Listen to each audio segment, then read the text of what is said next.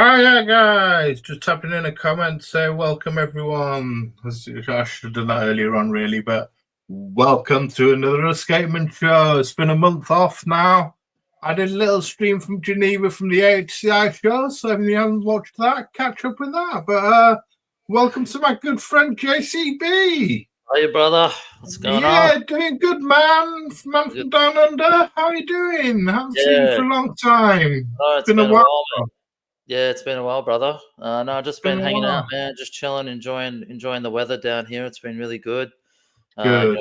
Before we head into winter in a couple of months, so just enjoying it, just relaxing, having time with the family, and all that good stuff, mate. Yeah. Good stuff. Good stuff. How about yourself? Has your wallet recovered from your to Switzerland, Tommy? Yeah, we were just talking backstage about how expensive Switzerland is. It's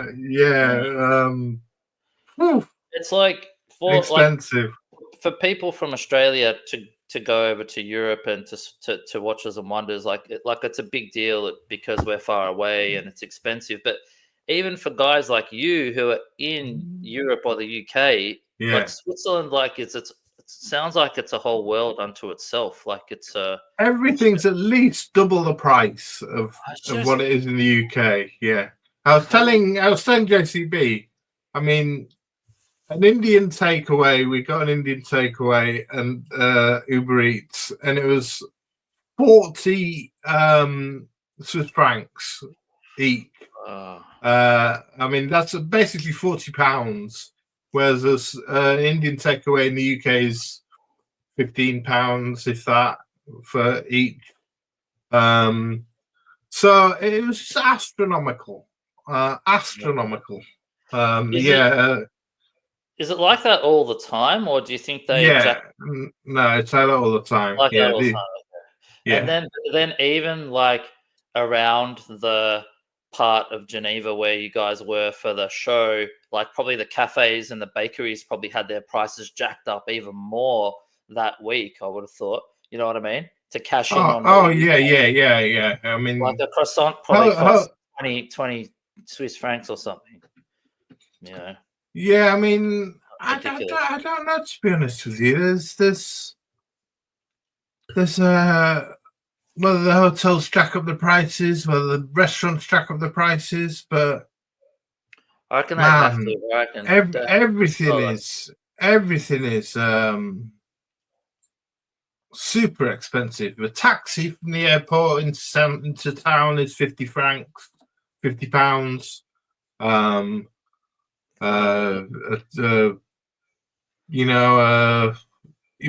you're getting taxis around, we were really lucky because we stayed at an Airbnb and the man who owned the Airbnb gave us free bus passes. So we would get the buses.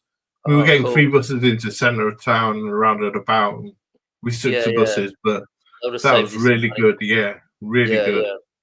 So we saved a bunch. Like, how do people survive over there? Like, is the wage rate, the wages? Yeah, I was talking to Jamie, and he was reckoning that someone in a shop earns about 30 francs an hour, 30 pounds an hour, just in a shop. Yeah, okay. So they're earning like 150 quid a day. Yeah, which is about 1,500 quid a week. Yeah. So 300 quid a day, 1,500 quid a week. So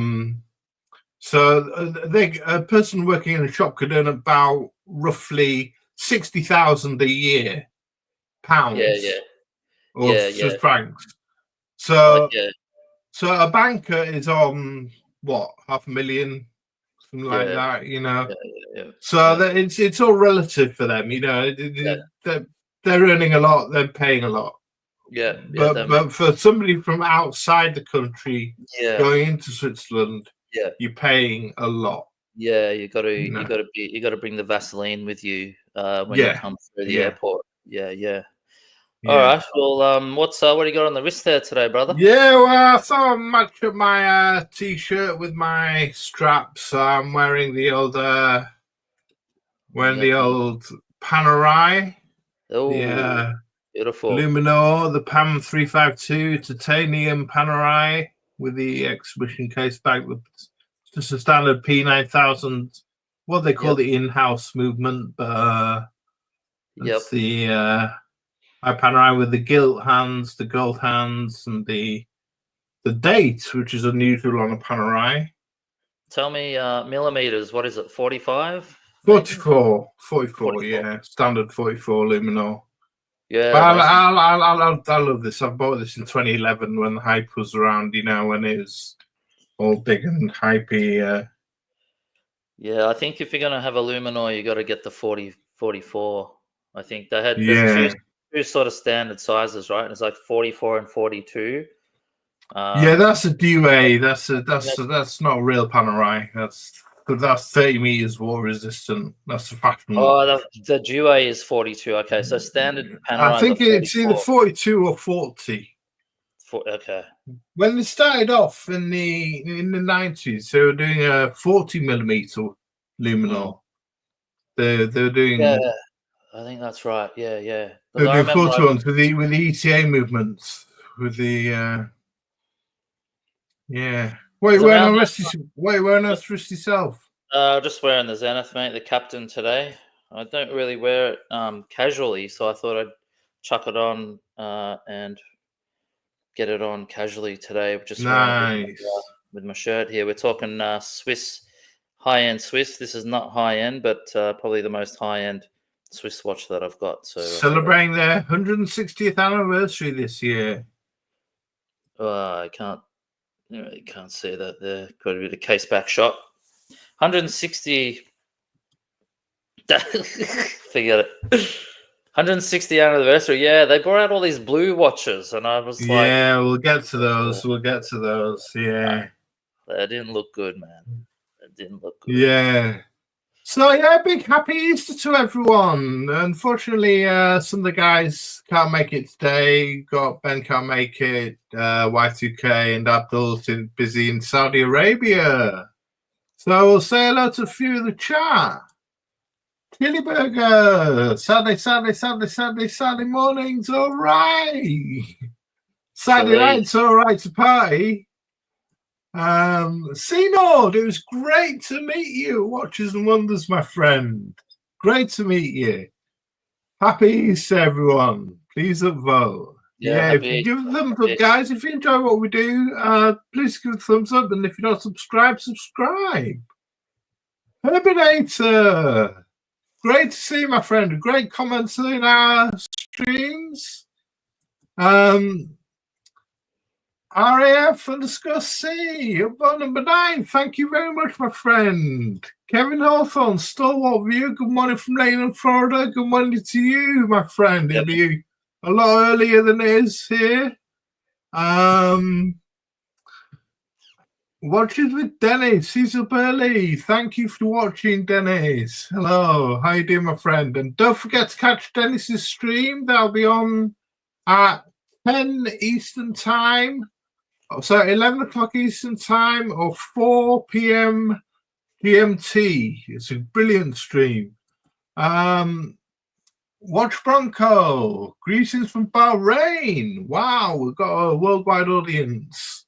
Good to see you, Watch Bronco. Yeah, nice to see you in the chat. So, yeah,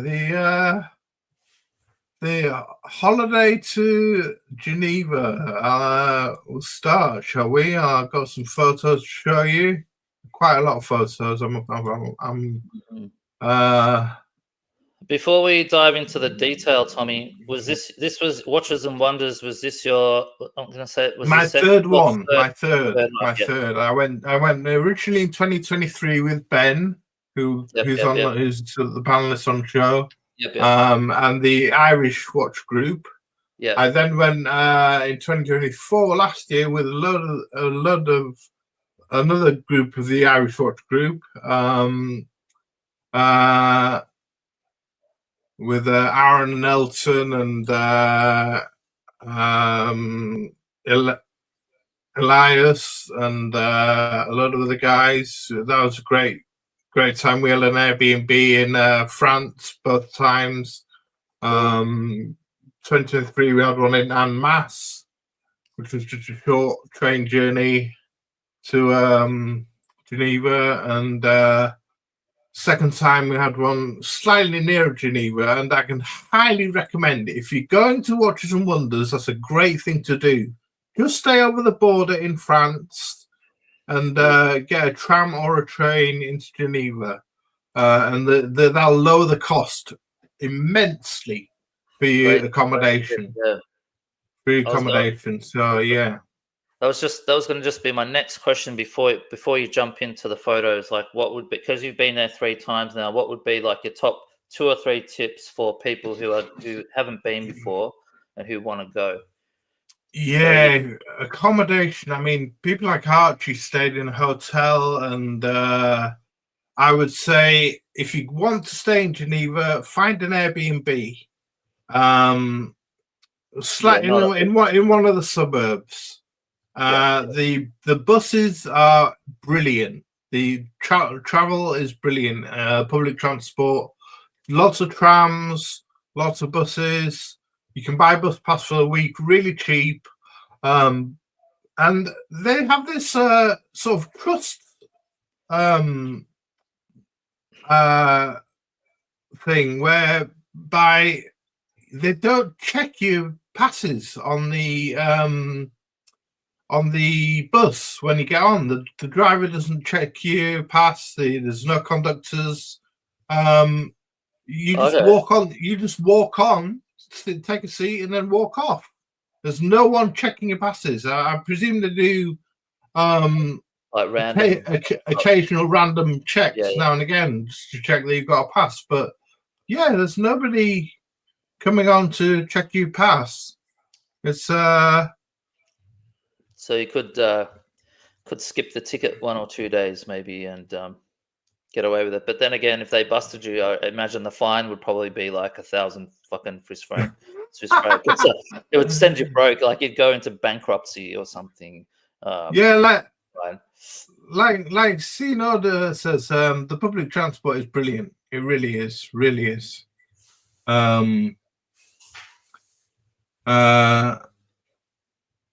what was he saying? They hand out a transportation card. Yeah, we had one of those. We had one of those on our phones, just a transport pass. If you get an Airbnb, that's tip 1. But if you want to save even more money, get an Airbnb in France, just across the border. I mean, we did that first 2 years, and so much more cheaper. Slash your price in half. That's a good tip. So yeah, I mean, and then there's like a bus or something that goes straight. Yeah, there's trams. There's trams from France just into Geneva. So or you can get a train if you're a bit further out, but just across the French border, because Geneva's touching the French border. So just somewhere across the border in France. Good recommendation. Then you can shop. Then you can shop for food at the supermarkets and things like that. If you're in an Airbnb, you don't have to buy the food at restaurants and cafes and things like that and get stung for high prices.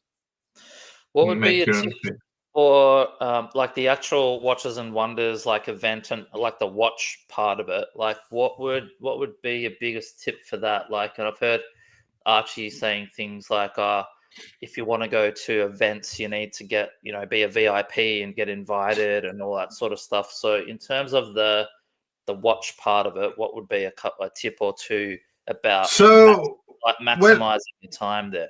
When you do sign up to Watches and Wonders, they'll send you an email with appointments with different brands, and they get booked up really quickly. There's brands like Monochrome, publications like Monochrome, and they publicize all the other satellite shows that are happening. Yep. So there's loads of other satellite shows in the Beau Rivage Hotel, the Ritz-Carlton Hotel, other hotels where brands are exhibiting and watchmakers are exhibiting. There's the AHCI show. There's other little events going on. There's a little an event, drinks reception I went to which was an Urwerk, Debatoon and MB&F event where Max Booster was there, but I didn't stay long because it was. I thought there were going to be watches there, but it was just Max Booster showing someone next to him on the sofa his watch, and people crowding around him, so he couldn't really get to talk to him. Yeah, do as much research and get in touch with the brands. Get in touch with the brands yourself. And familiarize yourself with the brands and email them. Do as much advanced preparation. I mean, I knew someone from IWC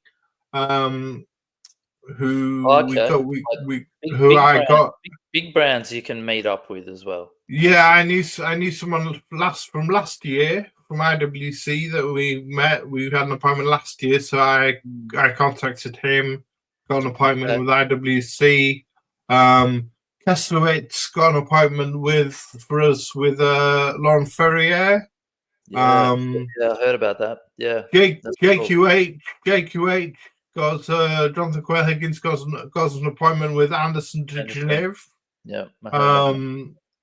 And well, that's the thing. Like Laurent Ferrier and Anderson Geneva, like the independent guys. I can imagine you'd be able to book appointments with those guys as opposed to the Rolex. Oh, Rolex and Patek, you forget about it. You want to about it. You got to pick like the independent guys. You'd be able to go and get an appointment with them. The independents you can get an appointment with, and you can see them at the AHCI show. They're all there. All the watchmakers are there. Ludwig Balward, Vinny Halter, Stefan Kadoki, Hajime Asuoka. They're all there.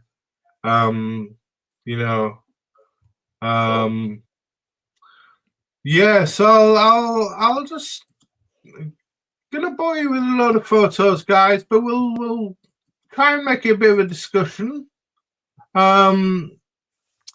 So the first photo, we arrived, and what do you do when you arrive? You have a curry, Airbnb, and these are the three that I stayed with: Jamie, Mrs. Dodger, and Dodger, and this is us having our expensive curry.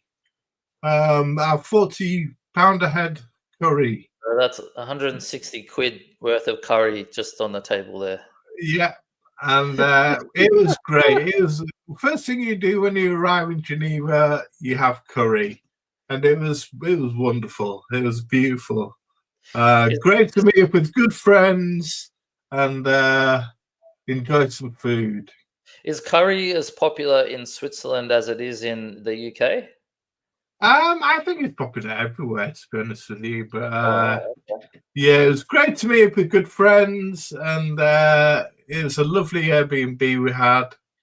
And I'm sure they'll want me to skip on. So that was the Tuesday I arrived, and the Wednesday we had our first appointment with Anderson Geneva, and kindly arranged by JQH.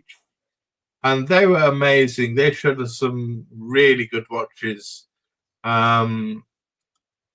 They showed JQH has a world timer from. He has a world timer from them, and we're looking at a world timer here. So is this their thing? And are they a world timer sort of specialist? or what's their deal? They do a lot of world timers. So you might be able to see on the bottom of this one. This one's made for Asprey, the jewelers in London. Okay. So they do special models for different people. So this one was made for Asprey, and it also says on the bottom there Asprey. I love the lugs on this one. In particular, there's another world timer with a cloisonné dial. This is a Japan themed one. Man, that's cool. It's got Mount Fuji in the background, maybe.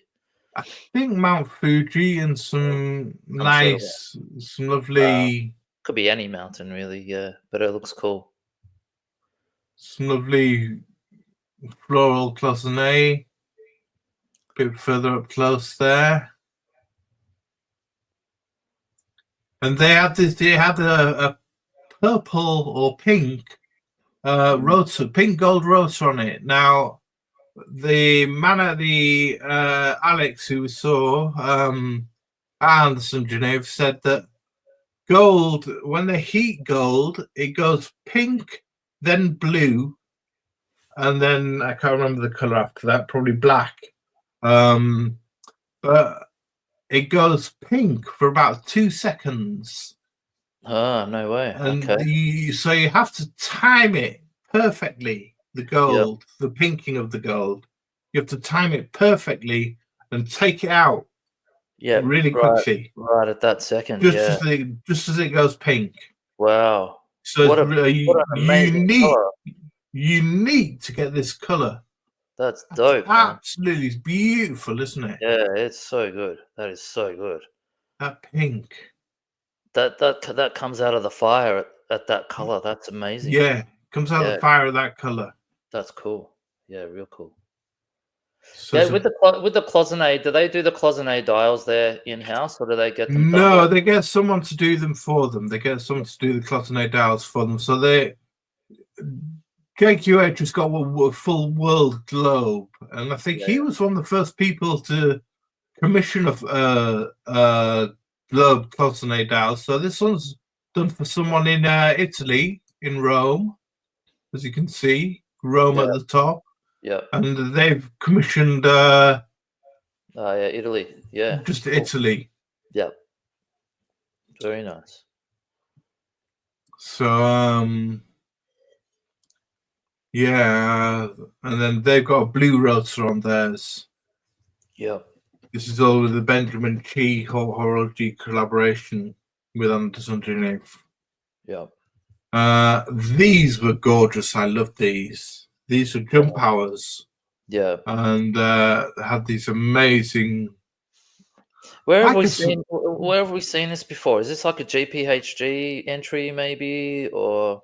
Maybe seen them in the AHCI show, but these have a sort of like diamond sort of pyramidical pattern on them. Yeah, that's nice.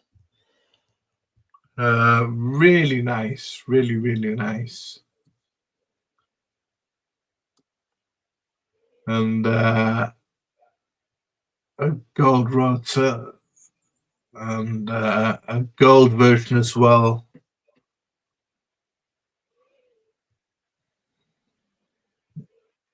A mother of pearl version. Yeah, cool. Lovely gold rotor. I want one of these. I mean, we all left the Anderson Geneva workshop saying, I want an Anderson Geneva. All of us were converted. Dodger was saying, he was wearing his gold Daytona, and he was saying, I'm converted. I never totally opened my eyes to dress watches. Keslowitz was saying, I want an Anderson Geneva. You know, I'm a big Patek guy, but now I'm saying now I want an Anderson Geneva. You know, well, we all left saying we want an Anderson Geneva. yeah. Well, for all of you guys to say that, like, that speaks volumes about the watch. Yeah, these start at 47,000 Swiss francs, and the world timers start at 52,000 Swiss francs. Okay, so it's a lot of money, but we all left going, wow, what a time that was. Yeah, what a time. Yeah, cool. Yeah, what watches they are. You know, we totally opened our eyes to the independent watchmaking time, and they were so hospitable. This one had Arabic numerals. You can see there. I thought Abdul would like this one. Yeah, and you can see the dial with that colorway, the depth of the, of the machine turning, like in the pattern. It's really 3D effect on that. That just looks dope, man. It's so good. Beautiful, isn't it? Yeah, that's a stunner. That's probably my favorite one out of all of them. That was my favorite one. That was my favorite one with it. They made I think 12 or something for this is going to a jeweler in Bahrain. So this has been a commission for a jeweler in Bahrain. Yeah, that is sick. That's just beautiful. So watch Bronco. Get yourself to the jeweler that stocks this and buy yourself an Anderson Geneva. And what are the size? Are they like 40 mil, maybe? Yeah, you're talking about 40 mil for these. So they were the full spread that we had a look at, and there we are in the show in the workshop. Cool. I mean, that's when you're there in the workshop and they let you in there and you can play with the watches, and just such a good experience. This is interesting. This is one of the things that started Sven Anderson off on his watchmaking. It's a watch in a bottle that he made. Right. Okay. Cool. So he made it in lots of different sections, lots of straight sections. He had to fit it, and he had to fit it through that top. Yeah, and put it together. And put it together with That's put crazy. it together with different. I'll show you the.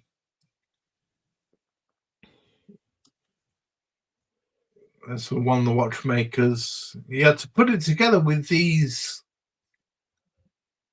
Yeah, with these pincers and these screwdrivers, all so that these each have tweezers and different things. But he used all these tools to make that, and that was one of his first things that he made.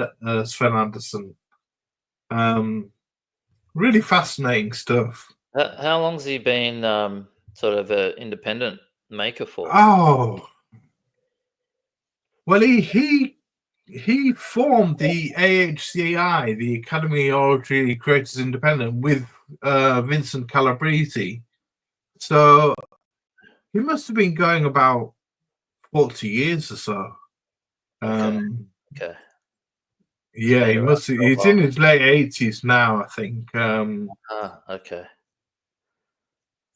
So yeah, there's that clock, and there's a wheel that winds the watches, and just some of the stuff in the showroom. Then afterwards, we went to Frank Muller and had a look at some Frank Mullers, and that was one of my favorite one, the Crazy Hours.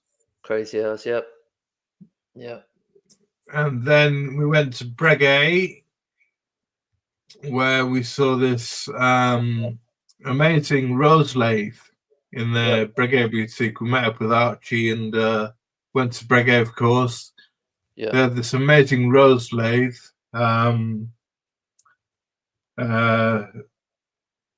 which was just amazing, really. Yeah.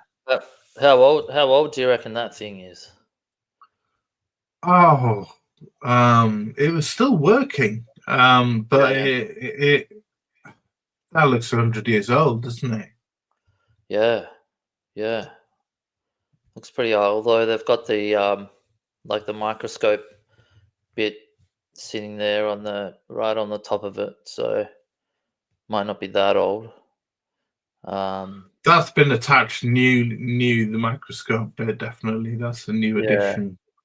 Yeah, right. You can tell from the wood it's very wood. I mean 50 years old, I don't know. 50 years old, if it's still working, probably it won't be 100 years old, probably 50 years old.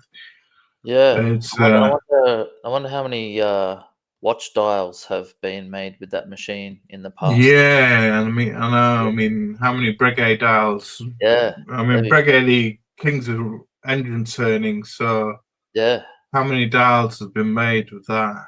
Yeah.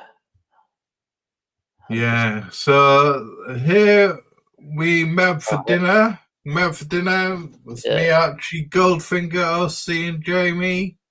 Okay. And we went for dinner. This is the 200 Swiss franc dinner. 2 steaks and 5 pizzas. Oh man, seriously, that's like 400 Aussie dollars. Yeah, for that. Oh my god, that's just ridiculous.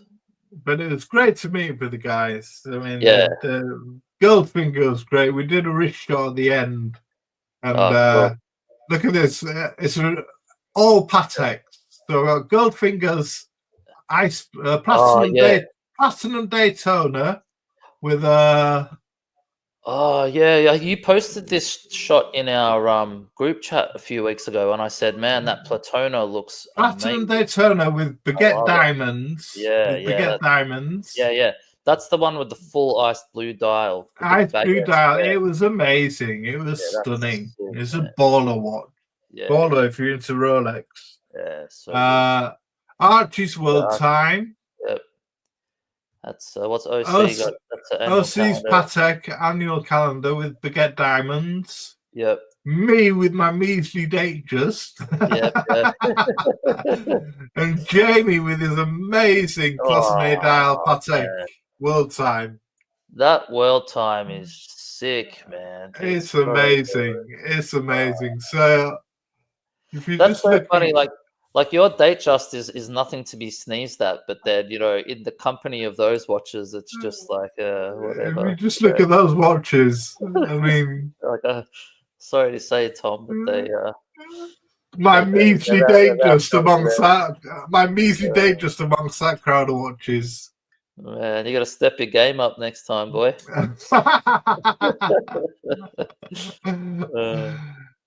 Yeah. So that was my Datejust that I wore to the trip, my Palm France dial. Did you just take that one watch with you? Did, yeah. Just because it's the 18th anniversary of the Datejust, I thought I'd wear. Well, it was a good one to wear, given that that they released the Land Dweller. So, I'm sure we'll talk about that at some point. But, yeah. It was a good one. The next day, we went to the Patek Philippe Museum, and I'll have to whiz through these pretty quickly because there's quite a lot of photos. They had some amazing stuff at the Patek Philippe Museum. This is an astronomical clock. A lot of stuff. This is a Chapek movement, early Chapek movement, escapement that they had. Wow. Because Chapek and Patek formed Patek Philippe originally before they split, and Patek went to France and met Mr. Philippe. I love how Chapek have kept that font that they use on their branding. Like, you see the Chapek name there. It looks pretty much similar to how it is now. Which is pretty cool. But they had these just a mass of amazing watches and pocket watches. I mean, that's a cane, top of a cane with a clock on it. Yeah. These boxes, these hand painted. A lot of these were from different brands like Arnold and Son and Breguet in their antique department. Oh, really? Yeah. So these are pendants with watches on. How big is the Patek Museum? Are we talking like three floor? floors. Three floors. You start on floor 3 and then you work your way down. Yep. To floor 2, which is it's sort of, you could spend the whole day in there, right? You get an hour, but you could spend the whole day looking at things. Oh, you only get 1 hour. Yeah. That's shit. But some of these, I mean, here's the retrograde minutes and retrograde minutes on these. These ones with the women with their hands that pointed to the minutes and hours. Yeah, cool. Wow, far out. I had no idea they came up with some of this stuff. But a lot of them, as I say, a lot of them Patek have bought from different brands. Like I say, Arnold and Breguet and different French watchmakers. In the antique section, in the wristwatch section, a lot of are Patek watches. I always thought it was just Patek pieces. No, a lot of museum pieces. I mean, there's a clog at the top with a watch on it. Yep. A lot of novelty things. The aristocracy would have bought. I mean, this isn't. This is Russian oligarchs would have. This is 17th century stuff. This is all 17th century stuff. So this is stuff that royalty and aristocracy would have bought. These are rings. I mean, these rings here that you wear on your fingers. Oh, no way. You look how small the watches get. Look at the size of that one on the top. Far out. And there's an automatic movement ticket, not a manual wind movement. Probably. Yeah, manual wind movement on it. In there. A little watch on a ring. That's insane. Oh, I can see the little key at the bottom there that you probably have to wind it up with. Be key wound. Yeah. That's cool, eh? Just bizarre. I mean, I found this the most interesting part of the museum, all the antique stuff. Well, that's what I mean. That's what I'm saying. Like you could just spend hours and hours in here, just looking. Like each object on its own deserves your attention. You know, deserves to be some time to look at it and study it and observe what's happening here. But unfortunately, they only give you an hour, which really sucks. I mean, that brace at the top. I mean, yeah, far out, man. That's mental. That's our aristocracy stuff, you know. Yeah, that's unreal, man. That's just off the hook, isn't it? Yeah. This big movement that will show a couple of bigger skeletonized. This is the beginning of skeletonized stuff. More of these painted dials. I mean, you can see these 1830. I mean, these are the beginning of skeletonized watches, JCB. You're into skeletonized watches, and look at this. 100%. Just, man, this is mind blowing. Absolutely mind blowing. This stuff. This is the beginning of skeletonized watches. So, do you walk around with headphones and someone's telling you there's you can do if you want. You can get the option of a guided headphone walk around tour, but I didn't do that. We didn't do that. But this, I know you're a fan of skeletonized watches, and this is like sort of 18th century skeletonized watch, you know. Wow. That is so cool. I love it. Pocket watch, skeletonized movements. That's so cool. I mean, they could bring this stuff out today, and people would just lose their minds over that stuff. These are 15th century. These things, 15th century. These sort of cylindrical. I don't know whether they're navigational timepieces or what, but they were interesting. Yeah. Shell light clocks, watches. Sorry, more amazing sort of painted dials. More painted dials. This was amazing. A fan which had a little clock in the watch in the middle of it. Oh man, that's insane. So wow. ostrich feather fan. Yeah. Wow. The watch in the center, and then this knife here, which also has a watch in it. You can imagine some Saudi prince commissioning this or something back in the 1800s. Or some Russian Tsar or some queen or some duke or duchess or man. I mean, what the hell? The different. You've even got different things going on. I don't know exactly what's going on here, but I think there's a bigger.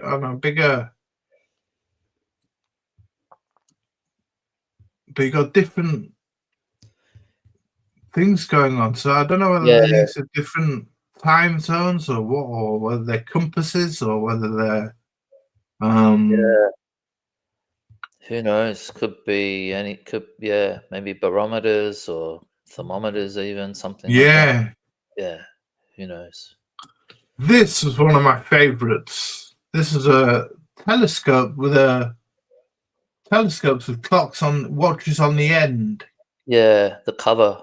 It's the like cover, the cover of the telescope has a clock on it. Yeah, which I found amazing. I love these. Wow. Little butterfly boxes for watches in. Imagine if these things went to auction, like how much I know. The amount of money that is just sitting there in that museum is just mind blowing. It's amazing. It's just beyond belief. I mean, you got little ornamental things like this mandolin sort of thing with a watch in the middle. Yeah. These little boxes, these all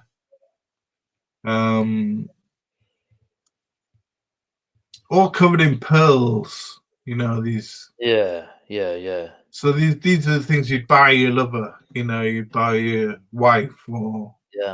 Yeah. Or your mistress. Or your mistress, exactly. You know, ornamental things. Absolutely. We've got Doc Mick in the house. Hey, brother. Good to see you, Hi, man. Doc Mick. Hi, Trap Vision. Great to see you. Hi, Dodger. Good to see you. Marcelo. Marcelo. Yeah, good to see you, Marcelo. I hope you're doing okay. There's a little automaton, little bird thing there. Little bird thing. There's the bird crop. The bird crops up again. That's cool. On another piece later on. The bird crops up here on this gun. So these are guns. They aren't real guns. They aren't real guns. They're not functioning guns. They're not functioning pistols. Okay. They're no trigger. Because the holes where the barrels are blocked up. Yeah. But and these are they don't have a trigger either. There's no trigger. No. But this bird here, there's a video playing, and this bird is another automated bird. Yeah. Which flaps its wings and turns around, spins around. Yeah, cool. I love all it tweeted as well. It made a noise, so it's a musical. It's like a musical, automated so cool thing that would on the hour would strike, and then it would spin round and tweet, and it was fantastic. It was just amazing to see all this sort of stuff. Imagine having those on your bookshelf at home. Like, that's just mental. It's so cool. Really was amazing to see things like this. Yeah. Yeah, Trap. Yeah, you would have lost your mind in the museum. Oh man, I'm just losing my mind looking at these pictures. Like I can just imagine being there. Must have just blown you away. So this is all these different things that they can hang the pocket watches from, and then we move into the more Henry Graves. The Henry Graves. Holy shit. Especially made for Henry Graves. This one, the Patek Philippe. This is where. Oh man. This was made by Patek Philippe, especially for Henry Graves in New York. Oh man, Breguet numerals on a pocket watch. Like, come on, man. That's just so cool. So that's a well-known piece. This one. And then we're going to more sort of chronometers, sort of chronographs as well, with a double Rattrapant there. Rattrapants here and there. Wow. Yeah. Yeah. Then we're going to the pocket watches. So these are the chronographs as well. So 1950s. Jesus Christ. So 1950s chronographs. So I would have lost my mind if I had been in there. My God. So you see some of the chronographs. Oh, that's a Rattrapant, that one on the right there as well. Oh man, so good. Oh, fucking hell. I took a few photos of chronographs for you. Yeah, thank you. This is a Rattrapant as well, with a monopusher. Yep. And that one as well. There, that's a monopusher. Jesus Christ. These are all Patek Philippe's now. These are all. So the wristwatches are all Patek, but the 1930s. This one, 1930s. Yep. These are painted dials, so they're done.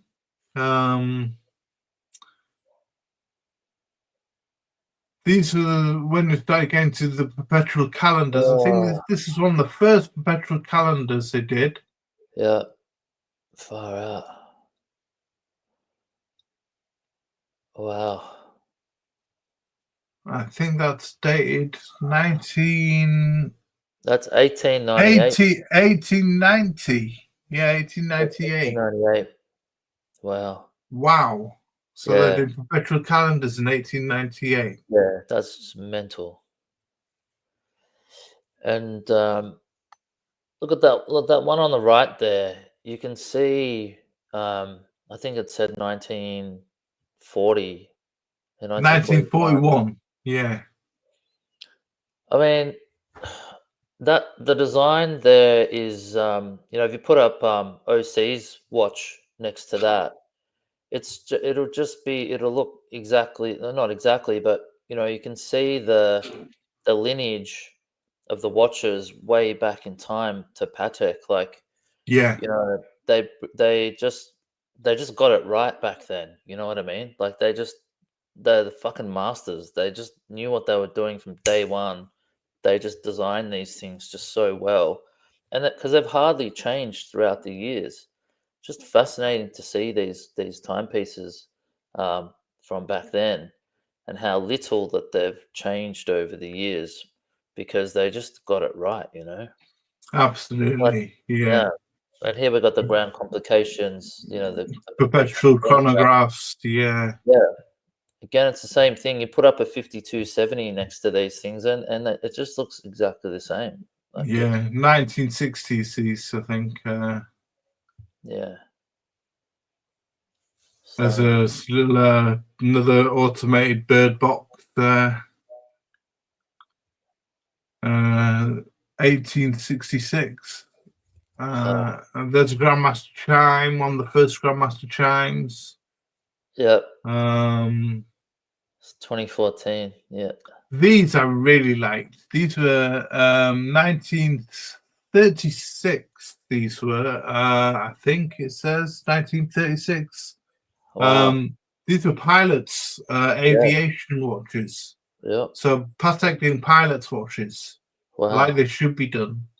And you can see in the center of the dials, it's got degrees. So they must have been able to navigate with these. Oh, yeah, right. 180 degrees, 300 degrees, 360 degrees. Yeah. Yeah. So obviously used for navigating their watches.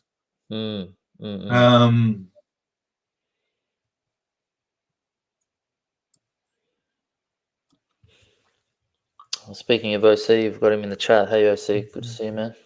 Hi, OC, good to see you.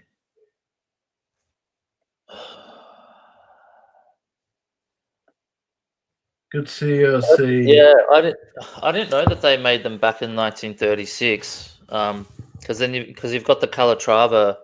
Well, talking to the Calatrava, here's the Calatravas. Yeah. I was gonna say like the what is it, the pilot's Calatravas watch as well. Yeah, so these are the Calatravas dating back to 1960. Let's just check the date on those. It's 98, 99. 1967, this one. And that looks like a normal 5711 without the small seconds. 967. I think it says 97. No, 67. There. Nah, that's 97, mate. 1997. Oh, is it? Yeah. Yep. Oh, that's me getting all excited. Mate, there might be older ones down below, maybe. Yeah, then the bottom ones are, that's 1959 and 1962. Oh yeah, 1959, 1962. So this is like the history of the Calatrava. Yeah. Yeah. And how far they went back, you know. So yeah. Yeah, classics. And then some weird integrated bracelet one, which was without the wings that the Nautilus has, which was like a sort of predecessor to the Nautilus from 1969, I think. 1974. Is it? 19. Yeah. Oh, 74. Yeah, I'm reading the above one. 1974 here. Then we've gone to the clocks. Now, I didn't know that Patek made digital clocks. This blew me away. Yeah. That's like the clock from Groundhog Day. Yeah, Patek making digital clocks. That's pretty cool. That was straight out of the 70s, man, isn't it? That is, isn't it? Yeah. And what blew my mind was that they did solar powered clocks. They had a load of solar powered clocks. So Patek were doing the quartz crisis. I don't know whether this is during the quartz crisis or what, but this says what's the date on this one? 67. Well, something 57. 57. Yeah, 57. Wow. Oh, that's dope, man. I love this mosaic one. This is one of my favorites. This is like classic sort of it looks like something you'd find in the Louvre, like on a it's like sort of it's like something like Miro, not quite Miro, or Cezanne. Like almost like a Gustav Klimt or something like that. Yeah, sort of. Yeah, it's really cool. Far out, man. Yeah, beautiful stuff. Yeah, and then these solar powered clocks with the solar panels on the top. Yeah. And this one's solar powered with an amazing sort of cloisonné case. Okay. Solar powered clock. And this one, which looked like this is like a bomb. This looks like a time bomb. Yeah. You could see all the mechanics inside. And this is some sort of tribute to Einstein, made for Einstein. Yeah, yeah. So yeah, that was some books that I bought. One for me, one for Jamie. Yeah.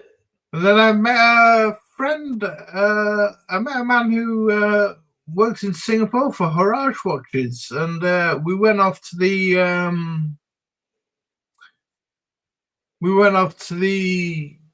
that night to the Urwerk Debatoon MB&F event, and before that we went to the Beau Rivage Hotel and saw a few other things. Saw Louis Arad, yeah, and Time Eater watches. Saw Furlong Mari, and their watches. And this was the MB&F Urwerk event, invited to a casual town at the Hamlet, which that was his Horology watch he was wearing, in a Horology tourbillon. Horology. Yeah, and that was his own brand that he was making. He lived in Singapore, but came from Geneva. Came from Zurich, sorry, I believe. His name is a shout out to Michael Dubs. Great to meet you, my friend. There's OC and us in one of the hotels that we visited some watch shows. Great to see you, OC. Nice to see you in the chat. Me and Dodger. All that background with Lake Geneva there, it's stunning. Beautiful, isn't it? With the fountain, Lake Geneva. This is my favorite one. Elsie and Dodger flexing their watches. Yeah. The boys look good there with flexing those watches. They're beautiful. Yeah, aren't they? Nice Patek and a nice gold Daytona. Yeah. Awesome. Yeah, they're loving it. Look, these are the new Sherpas that are out. I saw these. Yeah, new Sherpa. These are Sherpa watches. So these are taken after Enikar designs of the Enikar Sherpas, and these are the new ones: the titanium one, DLC, and stainless steel on bracelets for the first time, because they normally come on straps, rubber straps. I was reading about the compressor cases when they came out. It's really cool. Yeah, really nice watches. Really cool watches. This nice salmon dial one. Super cool. Yeah, I love it. Man, that's dope. Yeah, I really like them. Yeah, I really like them. I can see you picking up one of these. Yeah, they're about 5,000. They're about 5,000. So the price range is fairly ambitious. Yeah. But Martin, who runs the company, is a lovely bloke, lovely guy. It's a lot. 5,000 what? Francs? Dollars? Swiss francs, yeah. Fuck. Okay. It's too much. Good to see you, Scratchy. Been enjoying the Mainspring show. Good to see you back up and running. Yeah. Anyone who hasn't checked out the Mainspring show, please check it out. There's Scratchy and Jock and Ken from Scotch Down Under. Do a nice show. Yeah, then went to Philip Picklick and saw his moon phase 1. This is his well-known moon phase 1 that he did. Yeah, unreal, isn't it? Beautiful, beautiful, absolutely beautiful. Yeah, that's mental. And you're a fan of skeletonized watches, I know. And this is his FBSK 21 with engraved skeletonized case. Yep. And that's his new FPSK 25. This is what he brought out this year. What's the ballpark on these sorts of watches? I think you're talking about 15. Yeah. 15, 20. 15, 20, yeah. Thought it would be something like that. Yeah. But really nice. I mean, he uses Unitas base on a lot of his watches, I believe. But he was such a gentleman. There he is, me catching a quick selfie with him. He was such a gentleman to talk to. And I know that Abdul R Watches has got one of his watches. And yeah. He's a young dude. He's only like 28 or something, isn't he? Yeah. Very young watchmaker based in Berlin. Yeah. But great to see some of his stuff. There's this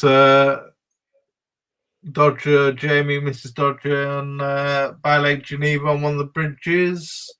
We got an appointment with IWC, which we popped into. Oh, yeah. With Kessler and Archie, and we saw some of their new perpetual calendar, which is beautiful. Yeah, I like some of the. Yeah, it's cool. Some of the 35 mil gold ones, but will come. Then the eternal calendar from last year.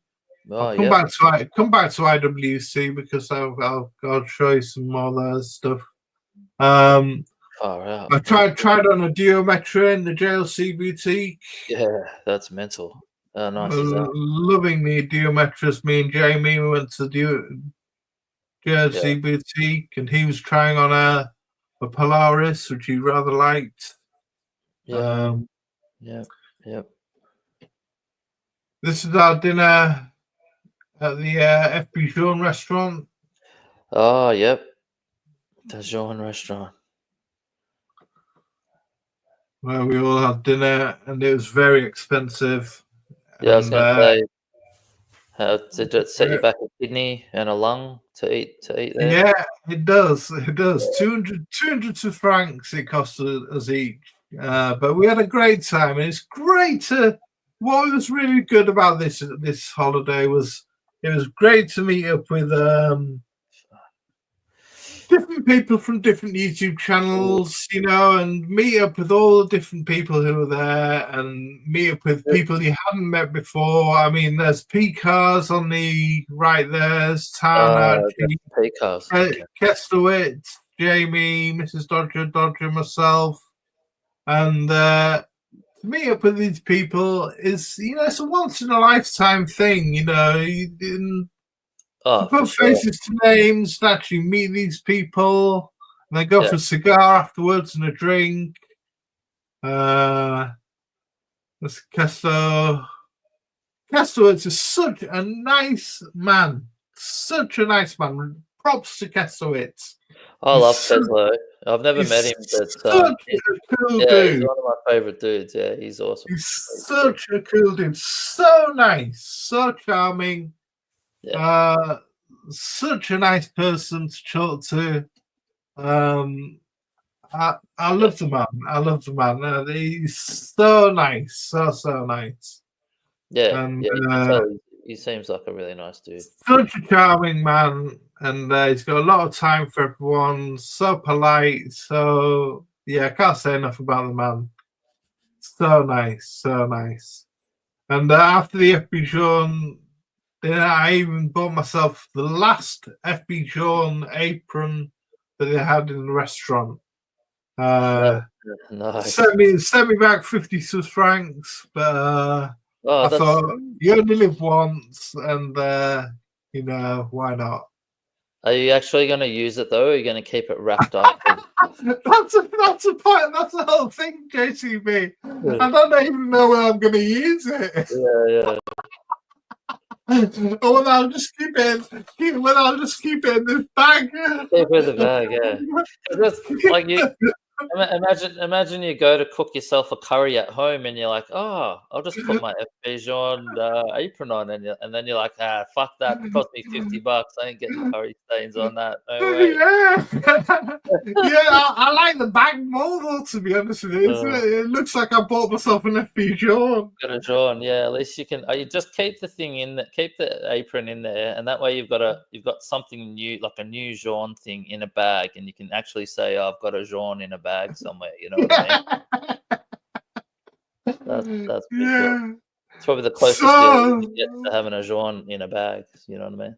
So we got to Watches and Wonders, and we met up with Tim Wright's crew, and briefly, and sure, some of the people with him, Sean especially had a load of watches with him, and we were all trying on each other's watches, and Sean is such a gentleman, and he had some amazing watches with him. These are just a couple of the watches, a few of the watches that he had.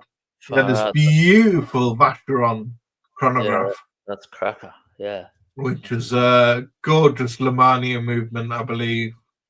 Quite small, it's about 36 mil. He was wearing this Patek regulator. Oh, yeah. I like this one. Which I love. Yeah, that's a killer. Yeah, it's cool. With the micro rotor movement. Yep.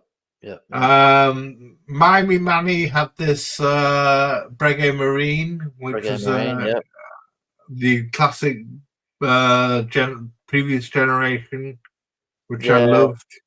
Yeah, you like that one, the Breguet Marine? Yeah, it's not bad. I like it. I like the previous generation with the swirly cloisonné dial in the middle. Yeah. It's cool. That's cool. Yeah. And that's the back of it. Oh yeah, that looks cool. Hey? Yeah, that's nice. And then Sean also had this 10 hertz Breguet Classique.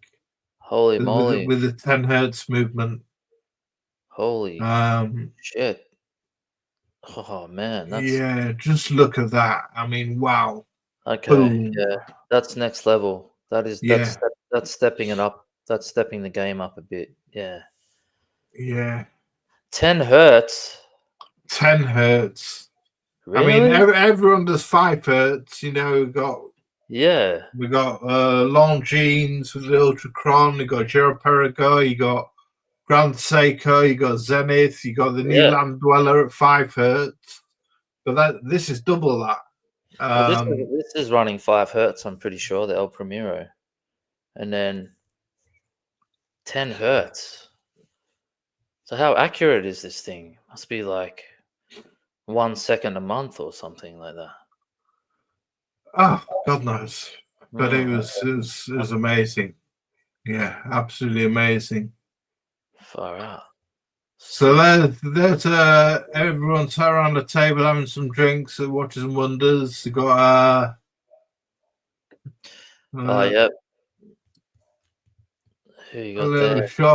We got Miami Manny, Sean, Dodger, me, Kessler, Mrs. Dodger, Daniel Katz, Tim, Jamie. Oh, so that's inside the. That's inside Watches and Wonders. Yeah. Yep. Cool. Nice. So we're going to the brands now. We're going to the watches. This is the Land Digger, as I call it. The Land Digger. Yeah. The Land Dweller. You know what I think of when I first heard the name Land Dweller, I think of, you know, like on the Galapagos Islands, you've got those giant turtles. That's, for some reason, my mind, that's what I think of a Land Dweller, a giant turtle for some reason. Don't ask me why, but anyway. Yeah, I don't love it. I don't hate it. It's I don't know. There's been so much hype over it. What do you think to the land dweller? Okay, so my thing is this: I actually really like the land dweller. I love the bracelet. I love the case. I love the fact that it's nice and slim. It's got a kick-ass movement. The one thing that ruins it for me though is the dial. I just don't like that. People calling it honeycomb dial. The Yeah, that motif down. motif. And the reason is I've thought about it. It's because that shape, right? That whatever you want to call it, honeycomb pattern, that pattern, it's not a design element that's on any other part of the watch. You know what I mean? Like it's not a shape that is on anything else on the watch. So they've just thrown this weird shape onto the dial and it's just jarring, like it doesn't fit anywhere. So it just the dial does not fit with the watch, in my opinion. Like I'm just thinking from an optical, design point of view, it just doesn't go with the watch. So and that's just such a big part of the watch is the dial. That's what you're looking at.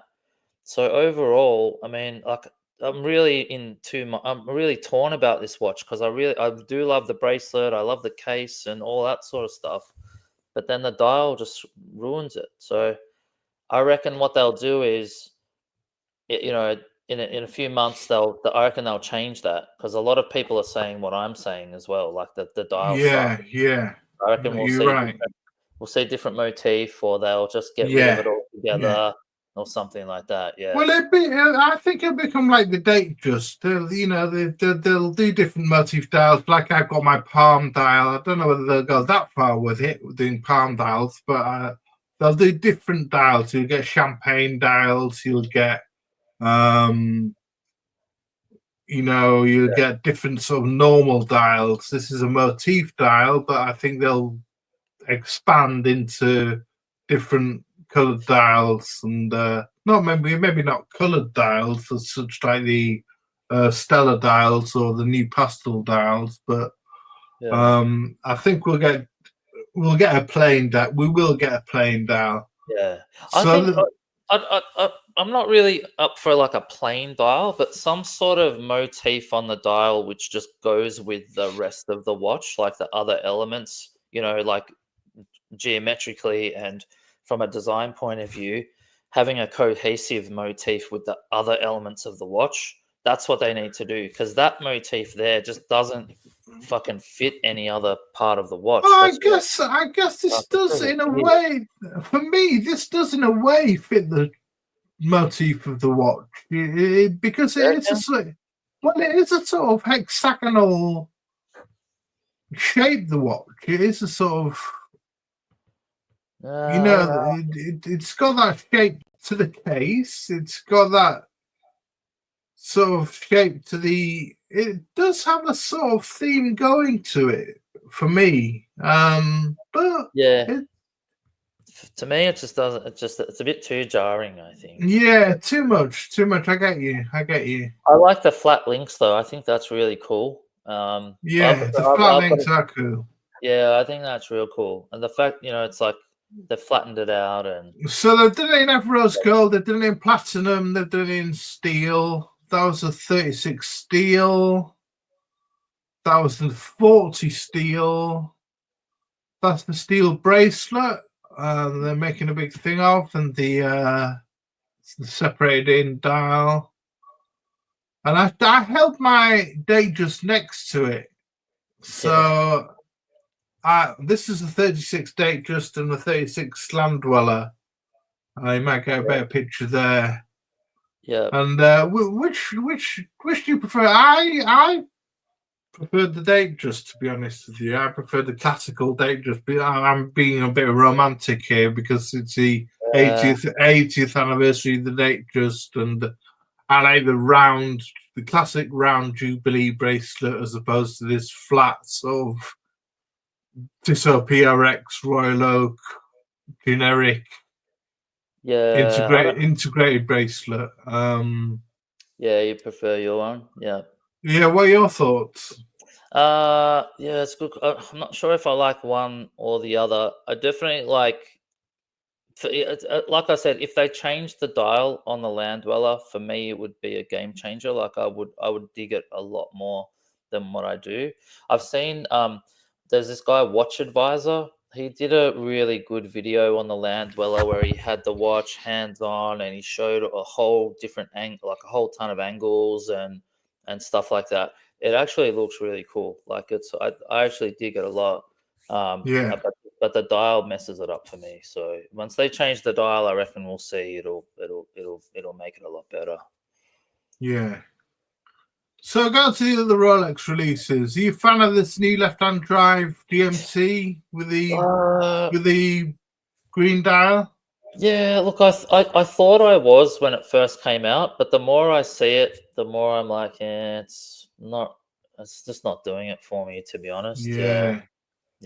I like just the original one, the black dial with the Jubilee bracelet. I think that's a really, really cool watch.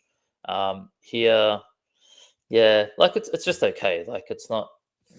I wouldn't go rushing out to buy this one. I much prefer the other GMT that came out, which was the rose gold with the Tiger's Iron dial. Tiger's Iron, yeah.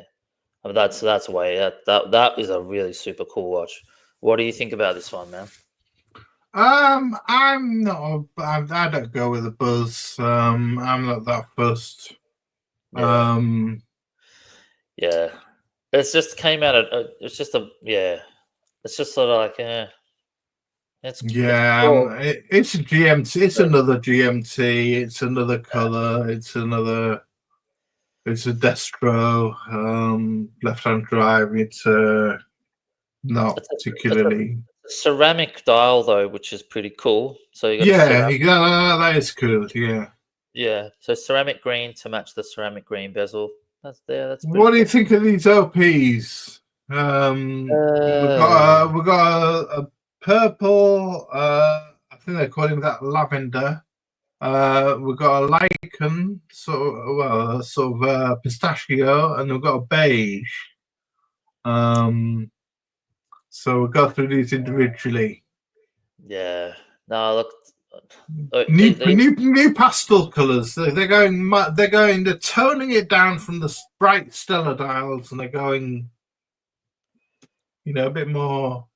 Yeah, it's very. Yeah, they're just not my type of watches at all. Like I'm just not into these OPs.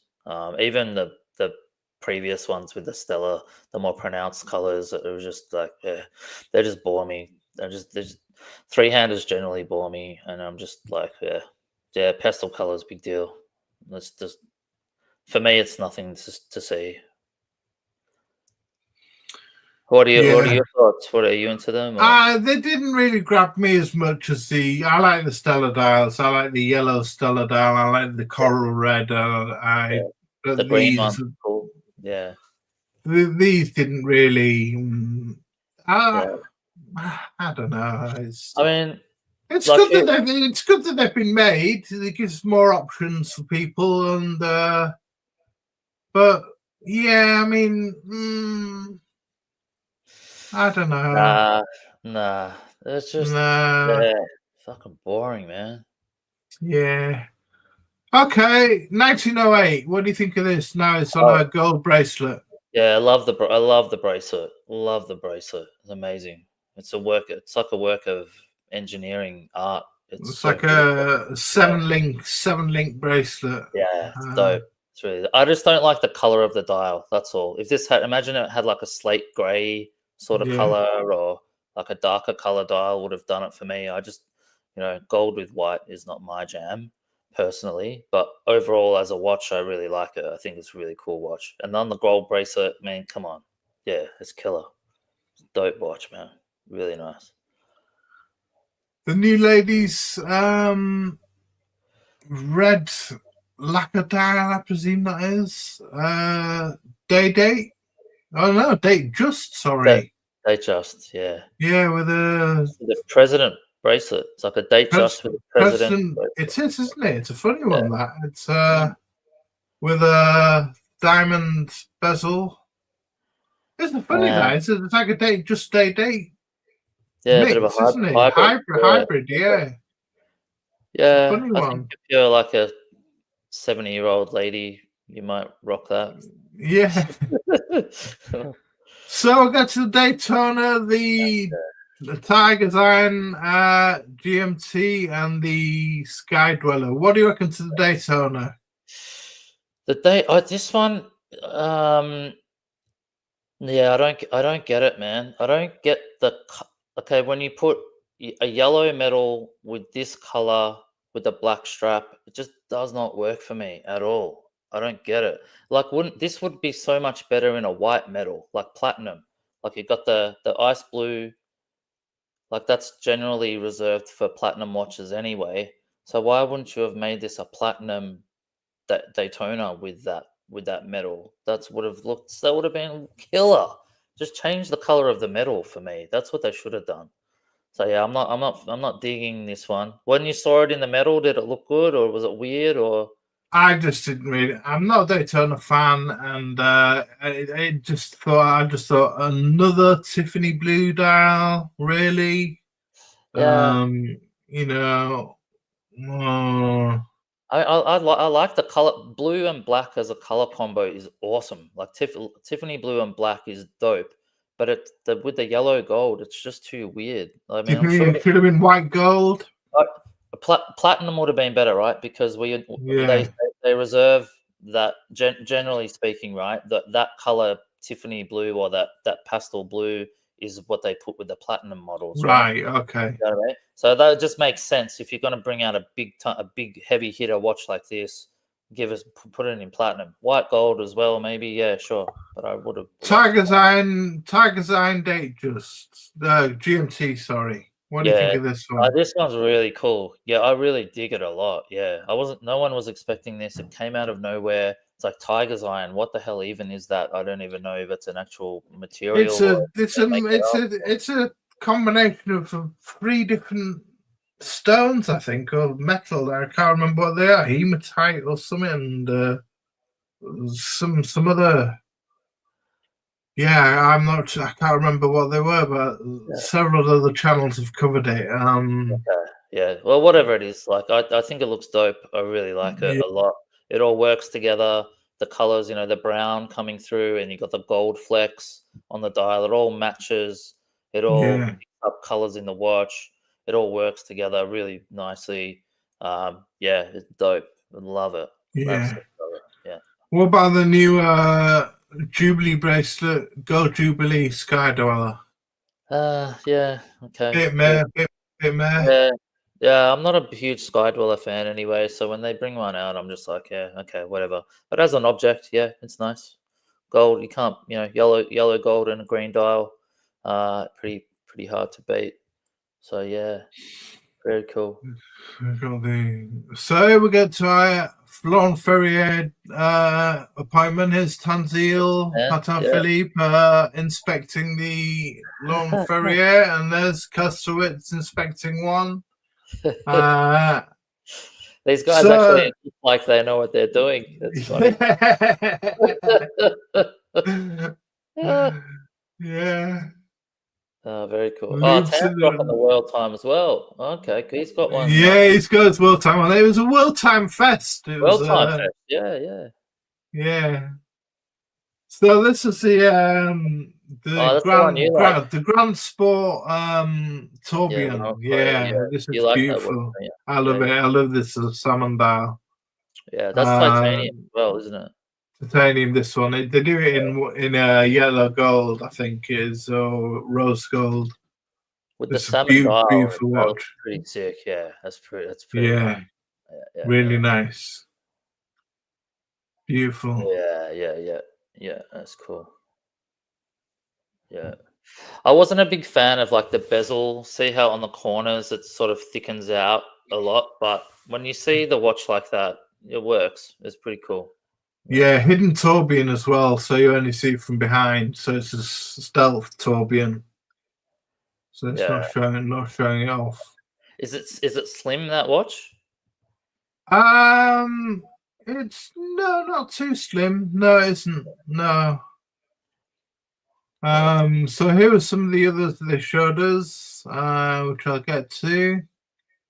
A lot of the galleys, the galley square, a galley tourbillon, and a new galley in titanium. Yeah, man, these are I nice. love the galley square more. Yeah, the galley square. Yeah, I like the galley square as well. Yeah, agreed. Yeah, these are all using a micro rotor movement. Yeah. And Yeah, I then think Tesla had a hard on for one of these a few years back. I remember he going on an Archie show going, "Oh, I want to get a Laurent Ferrier something." yeah, they're beautiful. I love them. Yeah. I mean, there's a story. Laurent Ferrier worked for Patek Philippe and learned from Philippe Stern and ended up teaching Thierry Stern. And he had a lot to do with the design and production of the Aquanaut, apparently. And Patek give you a pension for life after 40 years service. And Laurent Ferrier had done 38 years service when he decided to leave Patek and start his own company. So he was 2 years away from the pension for life when he decided to leave Patek and start his own brand. So he could have been milking it now. He could have been milking it, yeah. But he had a passion first for his own brand, and you know, I was surprised to learn that he had a bit to do with the Aquanaut, the design of the Aquanaut, and the making of the Aquanaut. Yeah. So he's got that to his name, you know. So he's not. People say, you know, Laurent Ferrier aren't that good, but he's got a lot of cred behind him. You know, he's got a lot of cred. This is a manual wind galet. This is a titanium one. Just a few wrist shots here. This is a galet square, which I love. It's my favorite one. Like you were saying, the galet square. Yeah, it's cool. That cushion case is. I'm a big Panerai fan, as you know, wearing one now. So big fan of the cushion case. A few shots. That was a new titanium one, which was lovely. New titanium galet. Really nice style. This is one of their calendars, point-to-date calendars with a moon phase that really glowed in the dark. I'll go a photo of that for you. So if you see there, you see the moon phase. When they had the UV lights on it, it really glowed. The moons really glowed in the dark. Yeah, that's cool. And were really nice. Now on to Ferdinand Berthoud. I love my Ferdinand Berthouds. One of your favorites. Your favorite dude. Yeah, I love them. And yeah, I mean, I couldn't take photos of everything, but I just popped to a few different stands and took a few pictures of some watches. And Ferdinand Berthoud, I had to take a few photos. Couldn't get hands on with them, unfortunately. But I love these watches. I love these octagonal sort of cases. Yeah, when you can tell the watches Ferdinand Berthoud from when you see them. You know what they are. Yeah. Which is kind of cool. I like that. Just look at them. I mean, Fusain chains and remontoirs and multi complications watches. You know, they really are amazing. And just what was his deal? Was he working at one of the big brands as well for some time? Or Ferdinand Berthoud was the man who taught Breguet. Yeah. Originally. Yeah. Ferdinand Berthoud was the man who taught Abraham Louis Breguet his trade. He was Abraham Louis Breguet was a student of Ferdinand Berthoud's. Okay. So yeah, I mean, enough said, really. Yeah. But they're a Phoenix brand now, so yeah. I think they're owned by Chopard, I believe. Yeah, Chopard was so passionate about or is it Chopard or Chanel? I get mixed up. Chanel, I think it is. Yeah. They were so passionate about the brand that they bought them. There's a lot going on with that one. It's got baguettes, then you've got the hammered dial as well. That's that's a big one, that one. Yeah.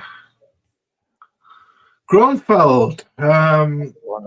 They didn't have anything new, but they were just there to sort of meet their customers and have a stand there. They've got their new grown budget watch they did. Their $3,000 watch. Yeah. With the sleeve movement. The grown. The grown. Yeah. GROAN. Yeah. Well, no. GRONE. When you look at it, you groan. You're like, oh. The GRONE. Yeah. Groner. But these are the Delta Works. These are the Principias. Yeah. And this is the chronograph. The chronograph. Yeah, I like the chronograph. The GPHG. Yeah. And there's Bart Gronfeld is letting me try on his personal Delta Works that he has. And that was his watch that he wears. And he let me try it on. And so that's me trying on Bart's watch, which was really cool. Yeah. Really cool guys. I met Tim. Tim was there as well. He's just sat on the other side of the table. And they're really cool brothers. Really nice guys. And you just see there's the workings of the Delta Works. And got these rubber bits on the side, which I'm not too sure about them. And what do you think? Do you think that they're worth the hype? Like, do you think the hype is real with Gronfeld? Yeah, I do. I think they're brilliant watches. I think, as I say, I'm not too sure about them putting these rubber bits on the side of the watch. Delta Works. But the sports watch, I think it's a beautiful sports watch. I think the dial is gorgeous. Yeah, I love them. On to Moser. They had this pop collection. Now, these are a mixture of stone dials and lacquer dials, and there were loads of them. Okay. I don't know what you think to these. These reminded me of the Nomos Tangente 30 dates that came out last year in 31 different colors, one for each day of the week. Yep. But I really like these. I don't know what you think. What's your opinion? Look, I'm just the Moser, like this, like the Pioneer look. It's just or whatever it's called. Like, I like that one. The cylindrical tourbillon. I like that one. What do you think to these pop watches? I'm not. They're okay. They're not. The Endeavor. They're just very plain. Yeah, the Endeavor. Sorry, not the Pioneer. Yeah, it's just very plain looking. You know, like it's just got this big piece of stone on the dial. Basically, they're just very plain looking for me. Yeah, plain for you. No indices, no batons, no. Yeah, it's sort of like when we think about those OPs that we saw before, when it's just like, you know, like a three-hander with a colored dial. It's like, you know, like I can get that one. It's a tourbillon. Yeah, okay, that's pretty cool. But bit meh for you. Bit meh. That just sort of do nothing for me, Tom. Really. Call me a Philistine or whatever, but they're just not. They're just not my jam. Yeah. Yeah, Panorama Ferrari says he loves Moser, but he's not a fan of this collection. Yeah. I really like them. But honestly, you like the Alpine racing tourbillon, don't you? The Streamliner. Yeah. This is the cylindrical tourbillon. Yeah. Man, this is a whole nother level. I'm pretty sure this was a GPHG winner as well. This one. I think this took out the tourbillon prize. I'm gonna say not last year, but the year before, maybe. Yeah, it's sick. It's just that's my sort of stuff. You know, when you can see that there's stuff going on in the dial. These Moser dials that are just plain, they just don't do it for me. Yeah, you like the tourbillon. You don't like the citrus lime green. Nah. You like the gold Streamliner tourbillon? Yeah, that's not bad. Yeah, I don't mind the Streamliner because it's pretty different. It's got a really unique. It's got a whole unique style to it. You know, the case and the bracelet. Obviously, the bracelet itself is very unique. What do you think of the gold watch? Yeah, I think it's cool. Choice for a gold watch. Is that a good one? Yeah, I reckon it is. Yeah, it's cool. I like it.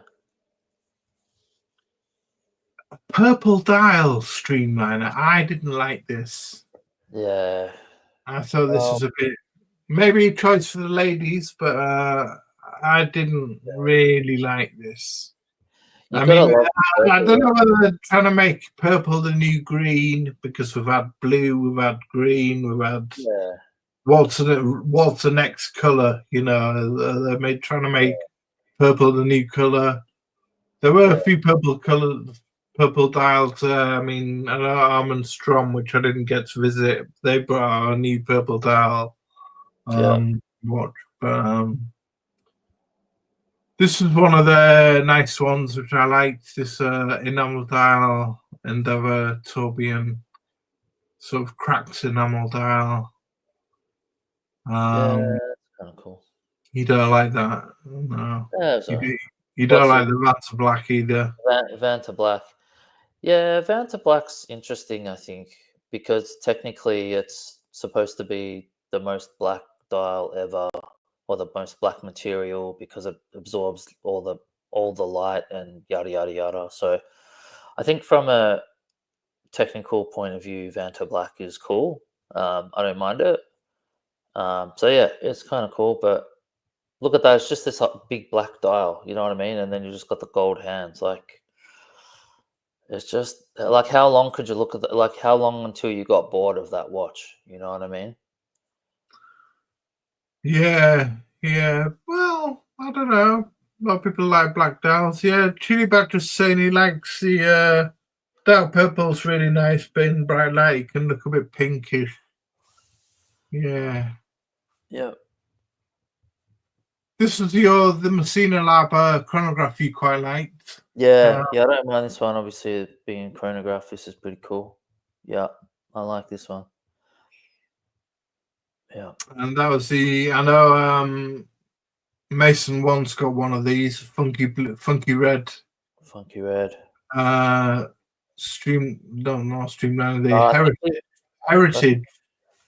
I think Mason's got an Endeavour, doesn't he? No, it's got this Heritage, pilot's watch. Okay, cool. Okay. And this is the retrograde seconds Endeavour. Interesting complication with the retrograde seconds, but again, a bit boring for you probably. This one's okay. This one's not bad. I think with the Fume, and then you've got that bit more of a complication with the retrograde at the bottom. You know, that adds the interesting part. And what's that? Retrograde seconds, did you say? Yeah. Yeah, that's cool, because when you're looking down, there's going to be, you know, you're going to have that hand ticking over and flicking back every minute or whatever it is. So I think that would add a point of interest for the watch. Yeah, this is pretty cool. I can dig this. On to IWC. I had an appointment with them, so thanks to Alex, Francesca, and Timo for looking after me. Now they brought me these ice cream lollies.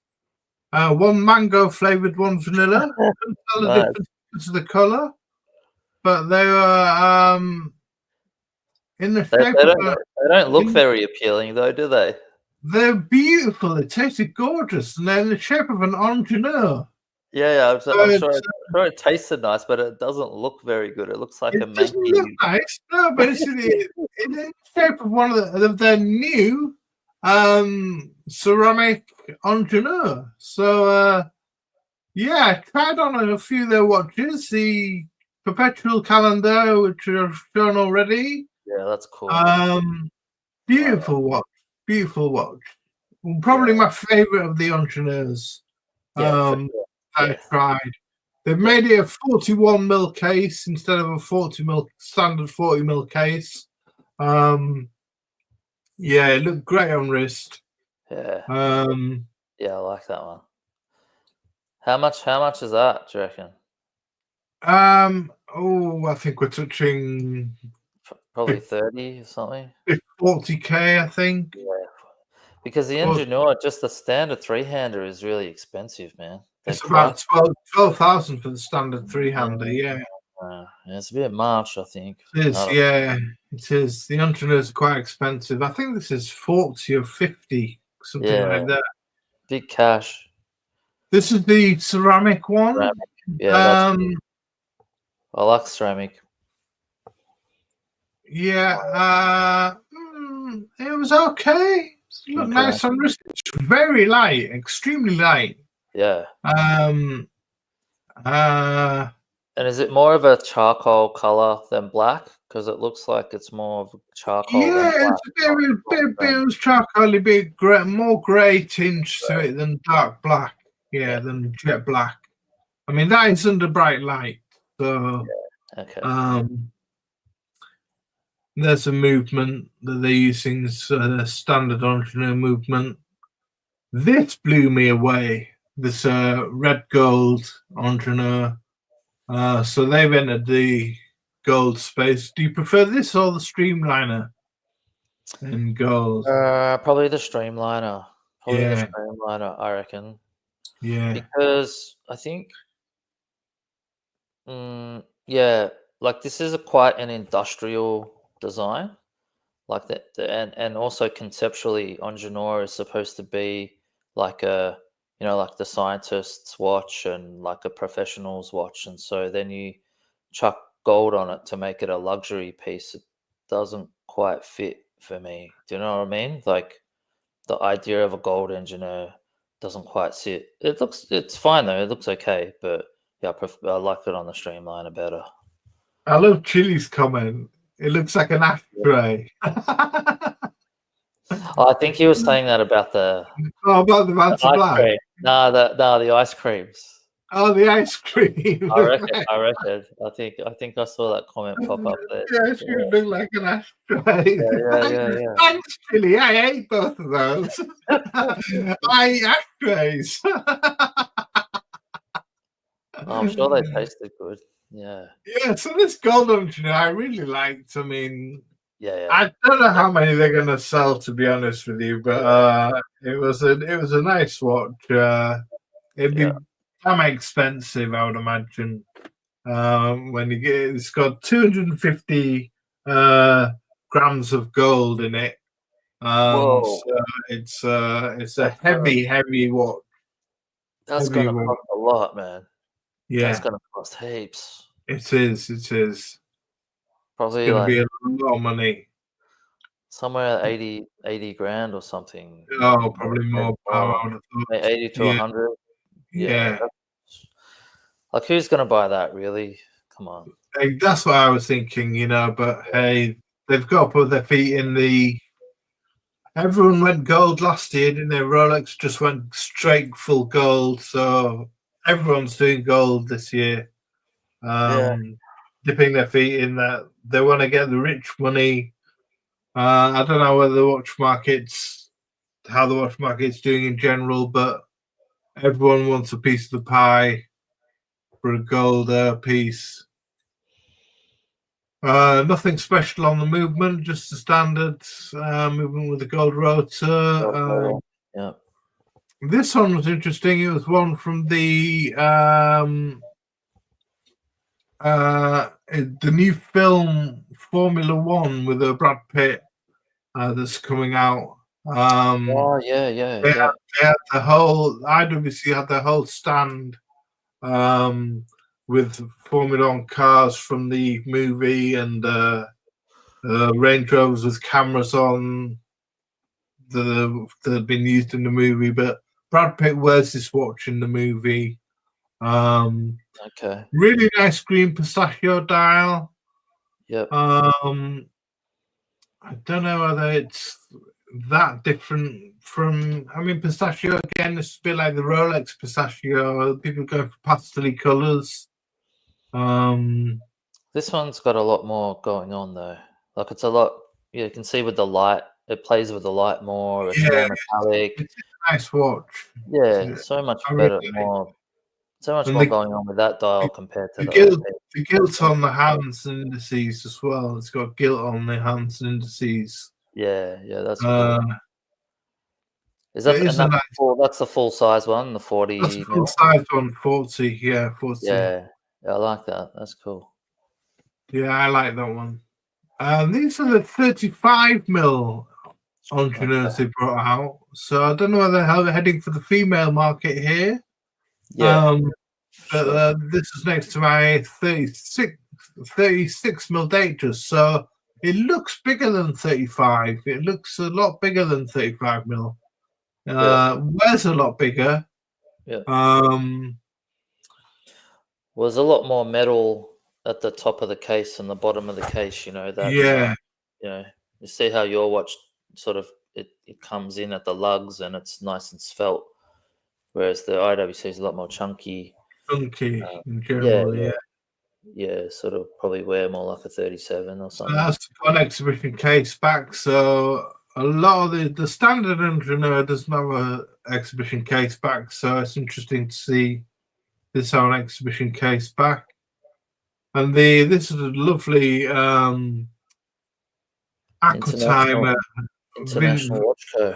Yeah, this is a lovely vintage Aquatimer that one of the teamer who's showing me the watches had on. Killer. Which I really liked. It was a really nice vintage piece. Yeah, real cool. Yeah, that's awesome.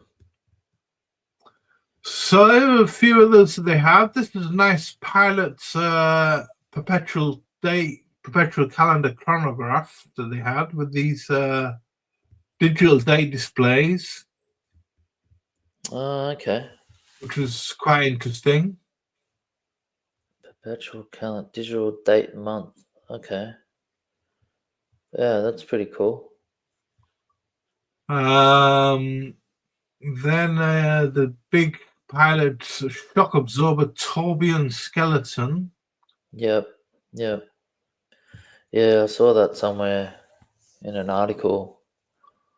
Big money, that one. I love the Taylor Lake Tahoes. I mean, they've done the perpetual, they've done the chronograph, and now they've brought out a standard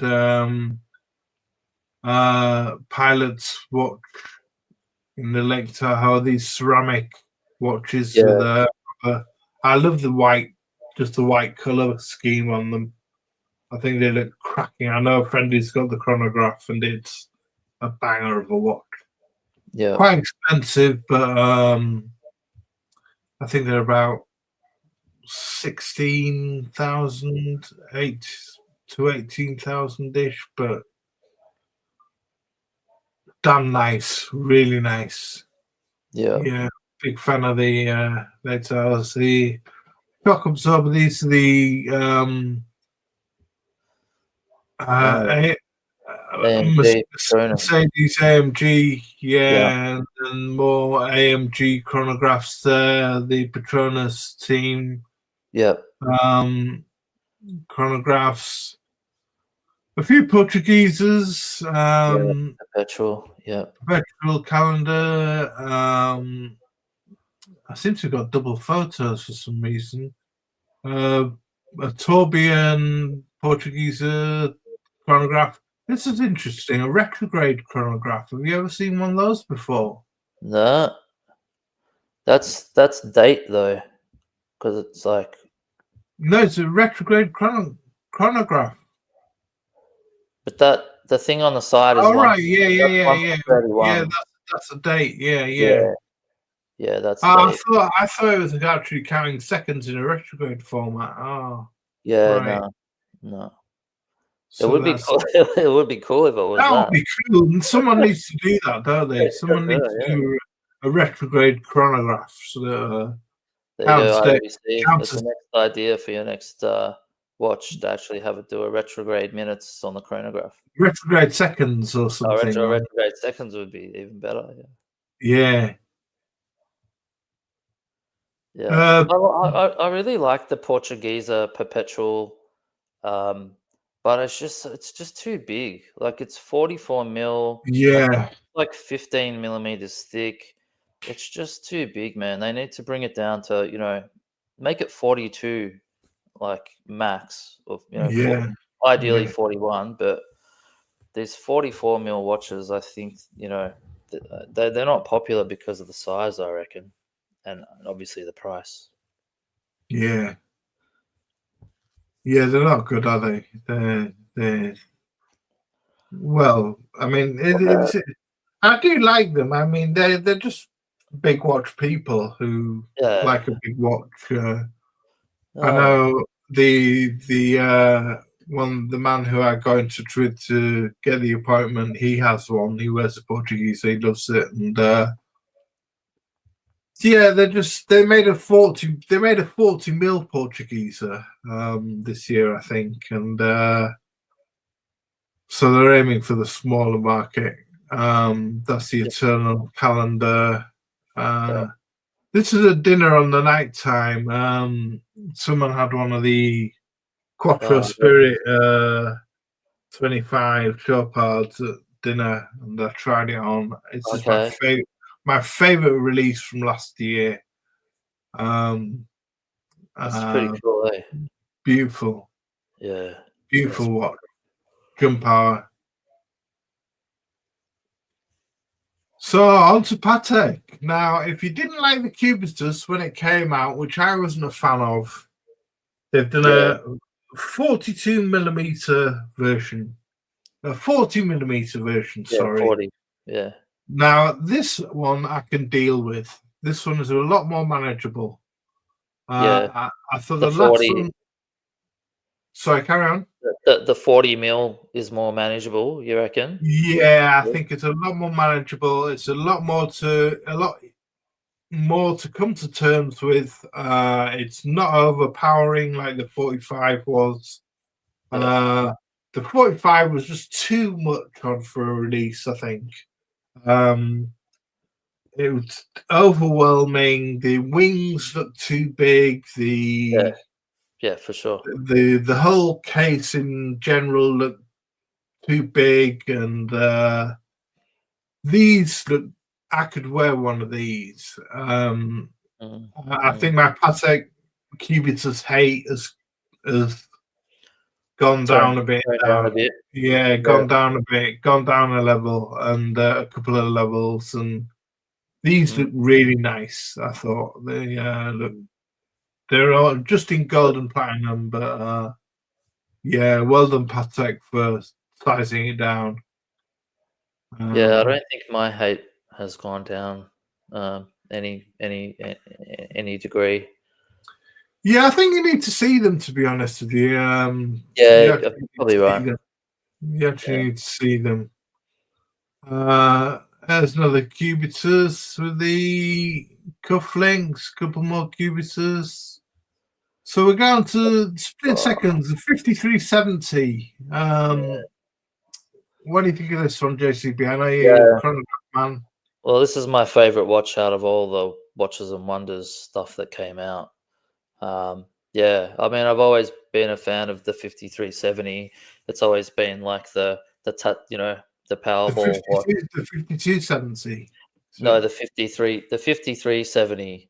So the 5370 has been around for a while. There was a black one, and then the first 5370 was black dial, platinum, and then they brought out the blue dial platinum one maybe like 5 years ago, and so now they've brought this one out. So it's just it's the same watch, but it's a different configuration. So they've gone rose gold with this chocolate brown dial, and with this creamy sub dials, and Right. Okay. with a chapter ring. Yeah. So it's same watch but different configuration. But yeah, they just hit a massive home run with this one. It's such a cool watch.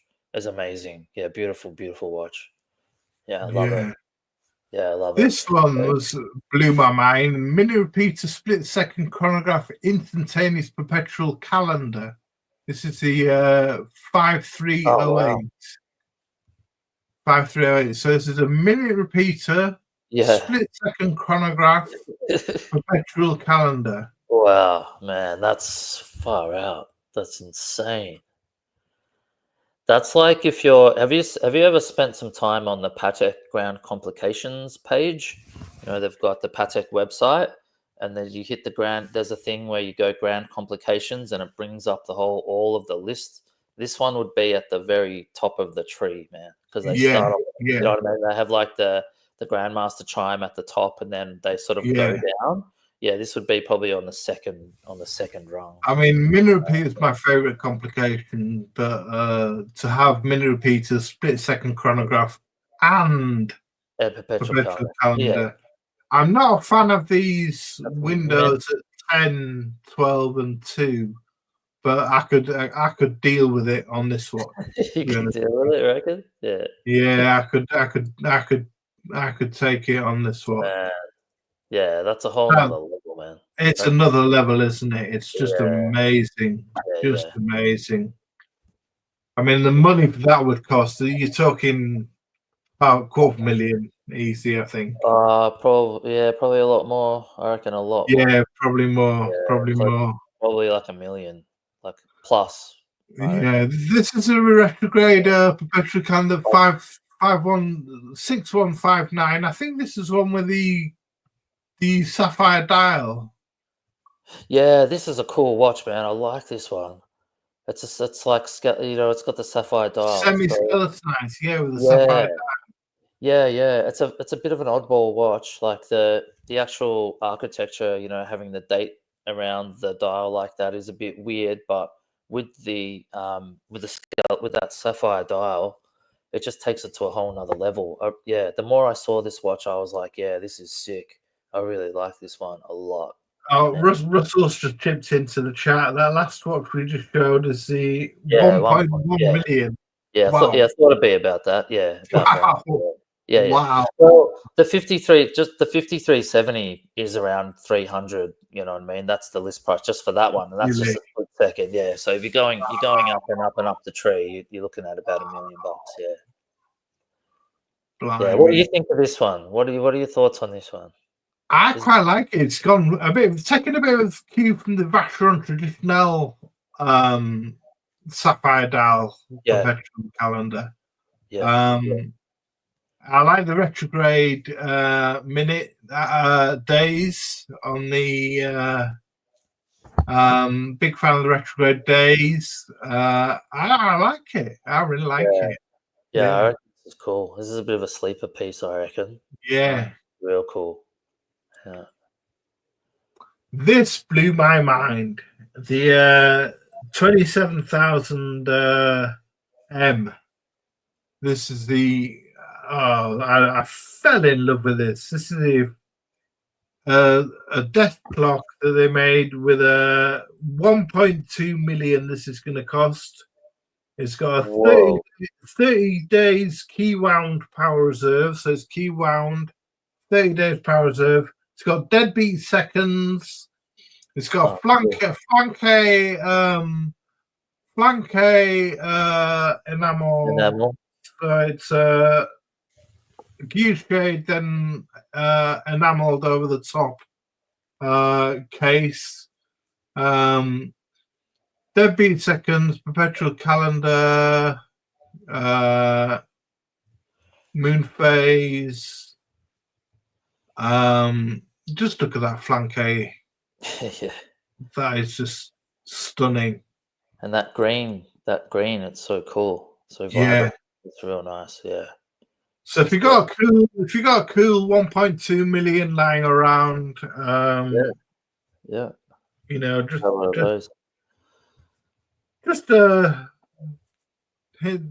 couple of these. It's solid sterling silver. There's a couple of these waiting for you. Absolutely loved it. Car travel, pilot travel time. Still not a fan.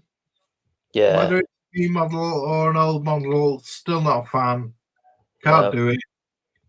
What if it didn't have the crowns on the side? Would that change it for you? Do you think? Definitely, yeah. If they took those crowns off the side, but then it wouldn't be the design that they're after. Yeah. Color, I get so blurred with the Calatrava line. The Calatrava for me is a 6196, 5196 classic dress watch. It's not a pilot's watch. Pilot's watch, yeah. It's not okay, what about if you took the Calatrava name off it and just called it? Yeah, if you called it something else, if you called it a pilot's watch or something, yeah. Well, it is a Calatrava pilot travel sign, but they do call it a pilot's watch. But it's, I just don't like it. It shows two crowns on the left. It's the crown, isn't it? Yeah, and there's one version that's got another two crowns on the right. Yeah, the alarm with the alarm. Yeah, that's even more mental. I reckon if you got rid of those crowns, it would be dope because like it's just such a that design. You know, we've seen it in Moza, we've seen it in Zenith. Like it's a real traditional pilot's looking watch with those big hands and the numerals. I think it's a really cool watch. It's just the crowns that mess it up. Yeah. 4946 annual calendar, a new one. It's okay, very old Patek styling. Yeah. It's got that 5035 kind of layout with the on the dial. Not bad. Not bad. This one's nice. This 8-day power serve, the 5328. Quite like this.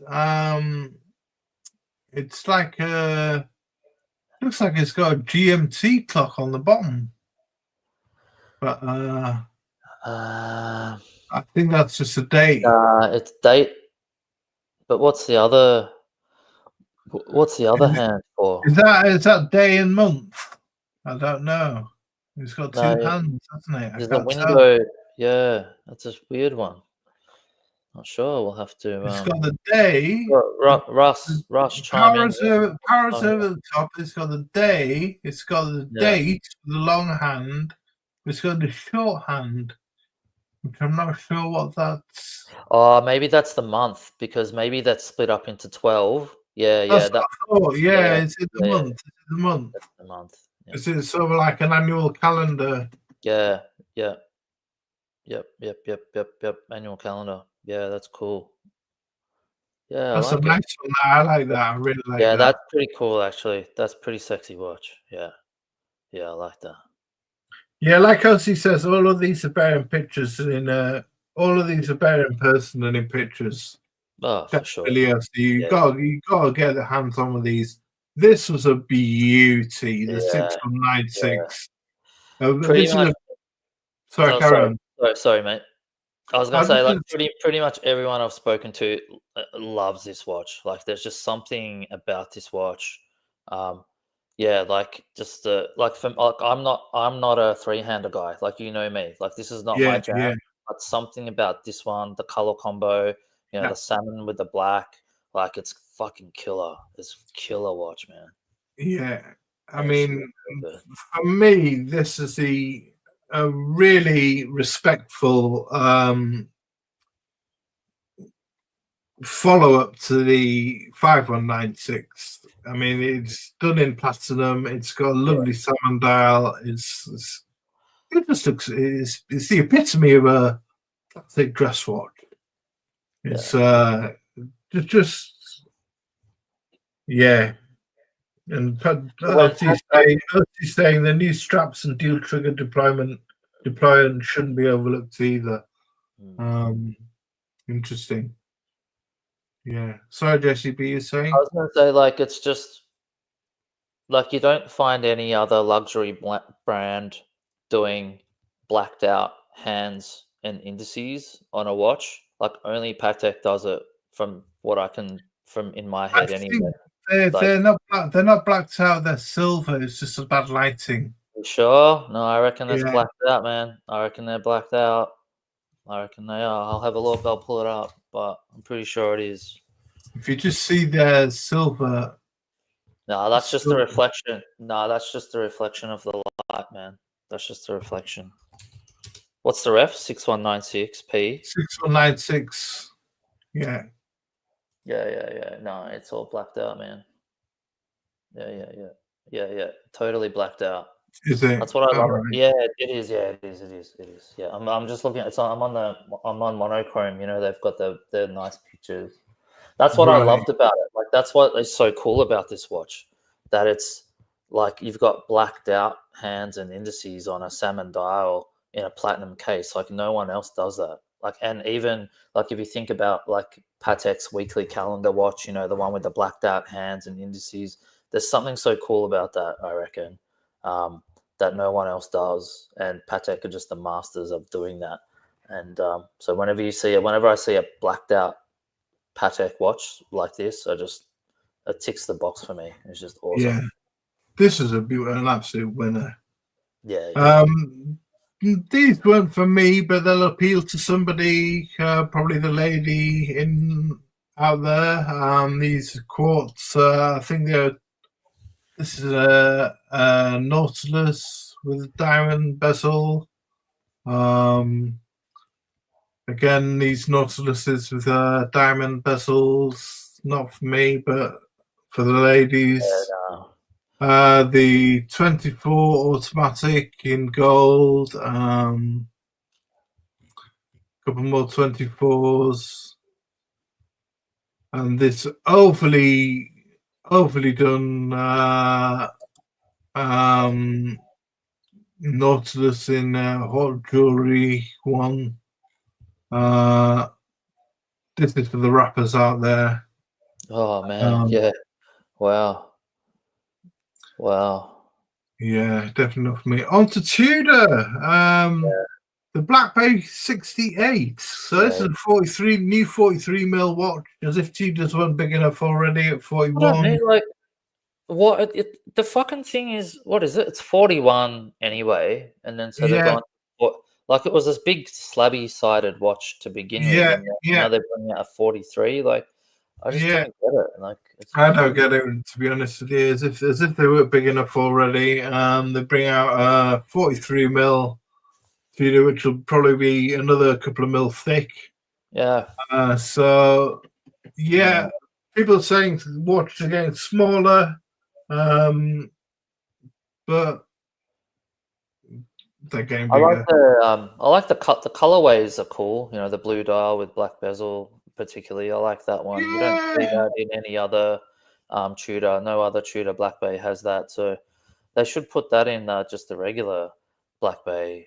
Like, didn't do anything for me, to be honest with you. Tudor in general, I like the Pelagos Ultra. This Pelagos Ultra, I like the fact. I mean, this is 43 again, but I like the fact that it goes to 1,000 meters. Yeah, it's 1,000 meters. Yeah. Even though nobody's going to be going to 1,000 meters, I just like the fact that they're emphasizing it's a real tool watch. Yeah.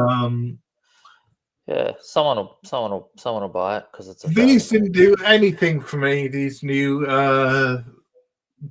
cherry reds, Black Bay 58s didn't do a thing for me. I thought they're just overkill. They're pretty full on, aren't they? Yeah. Like, you'd have to really like red to get one of these. Yeah, you got to be into it. But what I did like was that they came from 1990s prototype.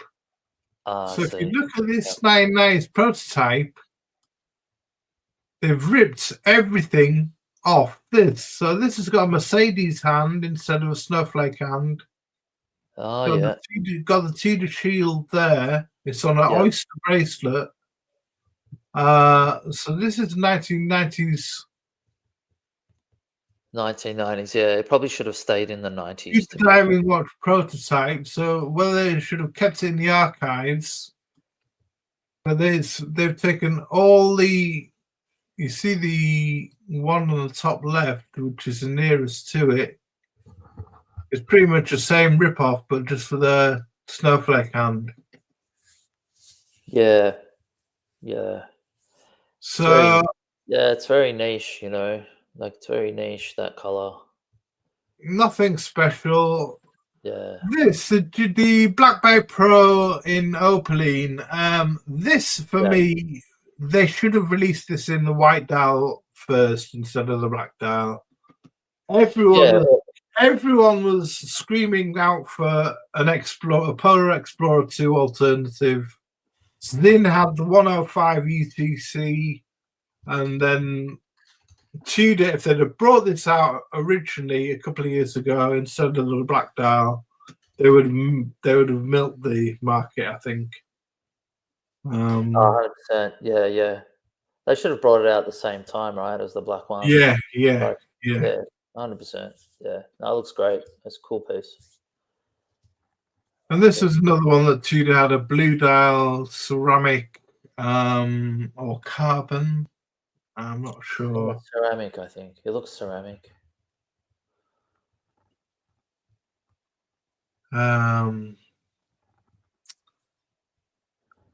Ultra Copard. I've showed this on my wrist, the Quattro Spirit 25. This came out last year.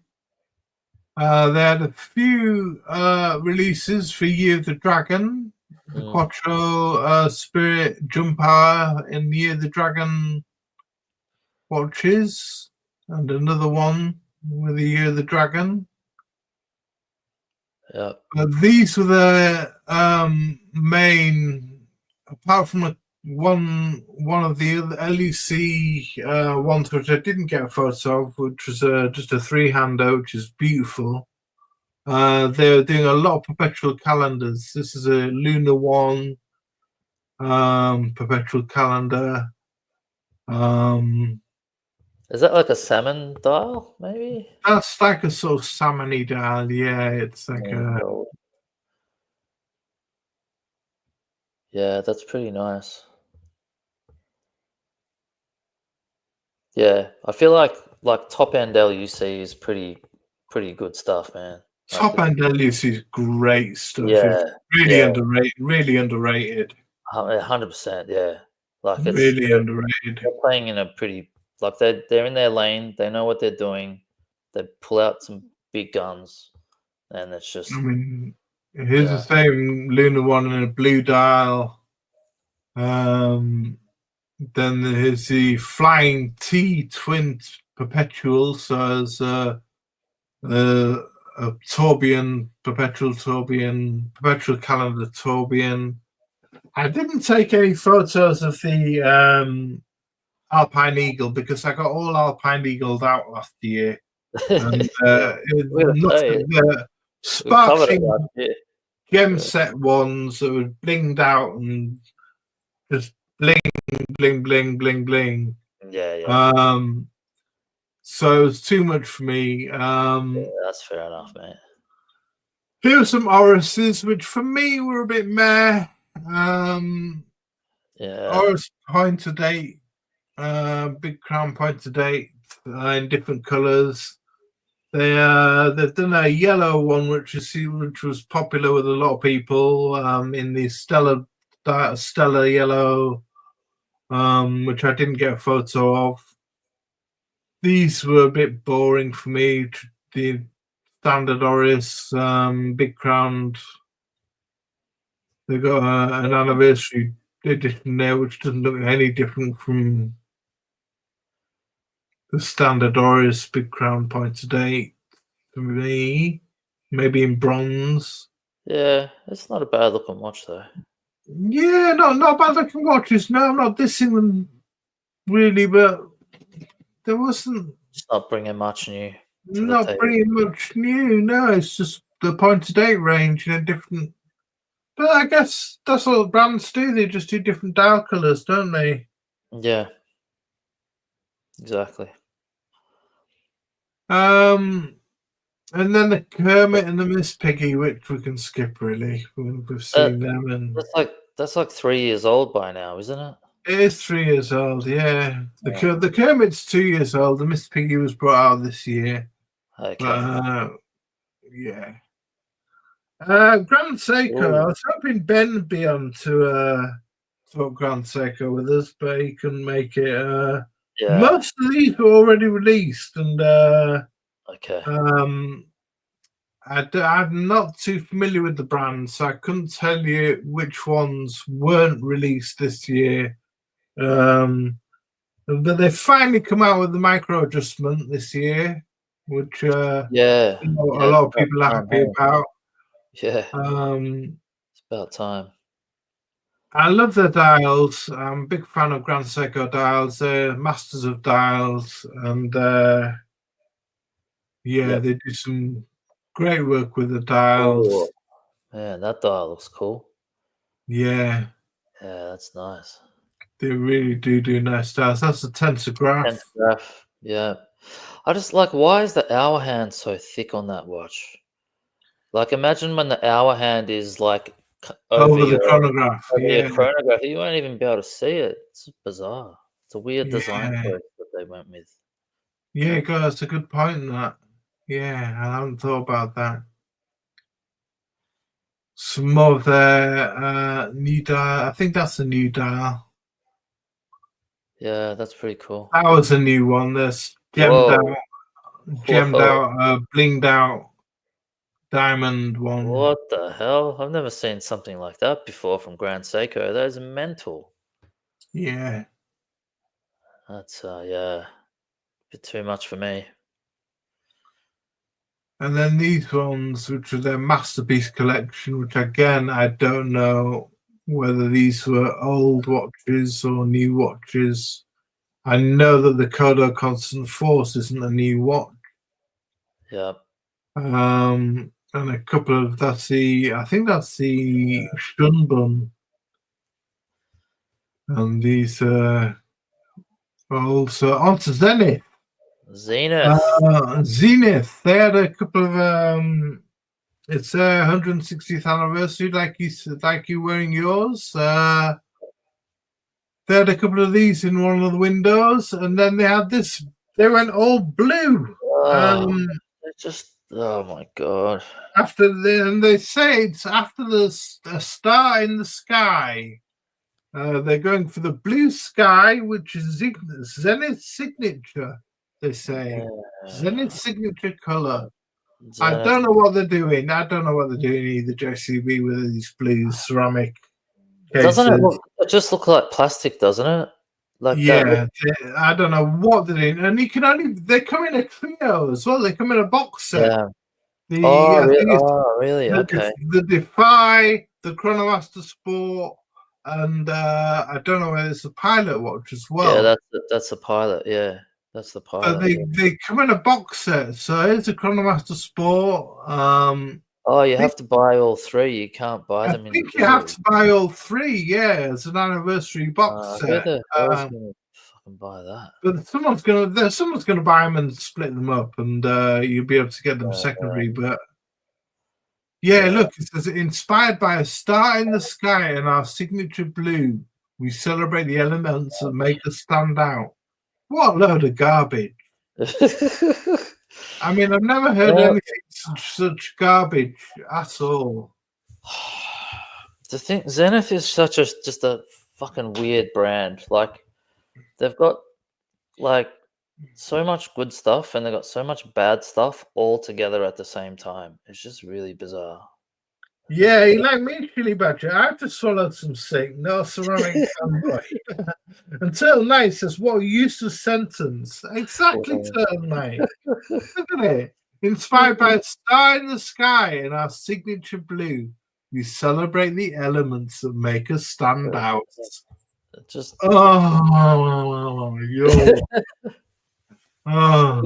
Blue ceramic is just not a good idea. Like, you know how when the AP, like when the AP Perpetual came out in blue ceramic, and everyone was just like, it just looks shit. Like they should have learned their lesson then and just stopped with the blue ceramic because it just looks terrible.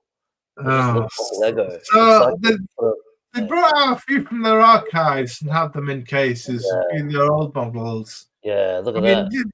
These are more like it. These are what we want. These are what we want. An El Primera A22277, an A386, a DeLuca. Yeah, beautiful watches. This is DeLuca is basically what the Chronomaster Sport is designed around, isn't it? Designed around that, yeah. It's a cool watch. Very cool. And then they had these Defies, all the different Defies, and a Defy pocket watch as well from the 1930s. 1900s to 1930s, they made that Defy pocket watch. That's pretty cool. Breguet numerals, so that's pretty cool on the pocket watch. That's nice. Yeah. And Breguet hands as well. Yeah, Breguet hands as well. Far out. Cool.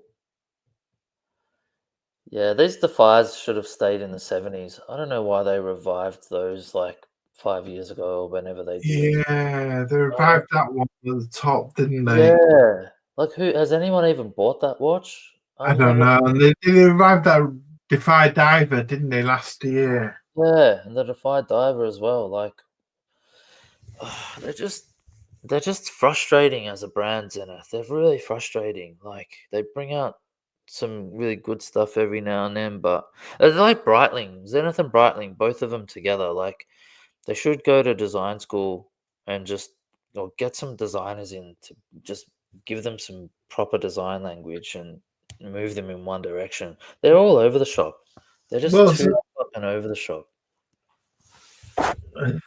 Panerai Ferrari, what a wank, watches and wankers. I was saying, why can't Zenith make that as a 70s chronograph again? Yeah, like me and JCB just agreeing they ought to do that. Turnlight saying, Zenith and Boeing have the same naming team and both companies are sinking. Yeah. So, I mean, here we go. This blue Zenith Defy. I mean, not for me at all. Nah. Chronomaster Sport, not for me at all. This was an interesting one. This this is cool. GFJ. This was after the brand owner, the brand founder. Sorry. This one's got that observatory movement in it as well. Yeah. Yeah. The triple observatory movement or whatever it's called, which is was Zenith's most accurate movement that they ever made. George Favre-Jacot, I think it was, wasn't he? Now this is a blue I can get with, definitely. I quite like this one as well. I quite like this one, but it's I think it's about 50,000. Oh. They're going for something ridiculous pricing wise on this. Yeah, it's got a very, very, very special movement. It has got an observatory. It's one of the movements they first started off with that made them big. Yeah. Again, the pilot's watch. No. So we're going to JLC.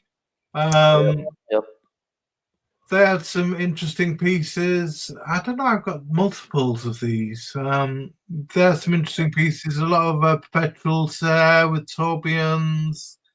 The shooting star ladies watch, where the star goes over the top when you wind it.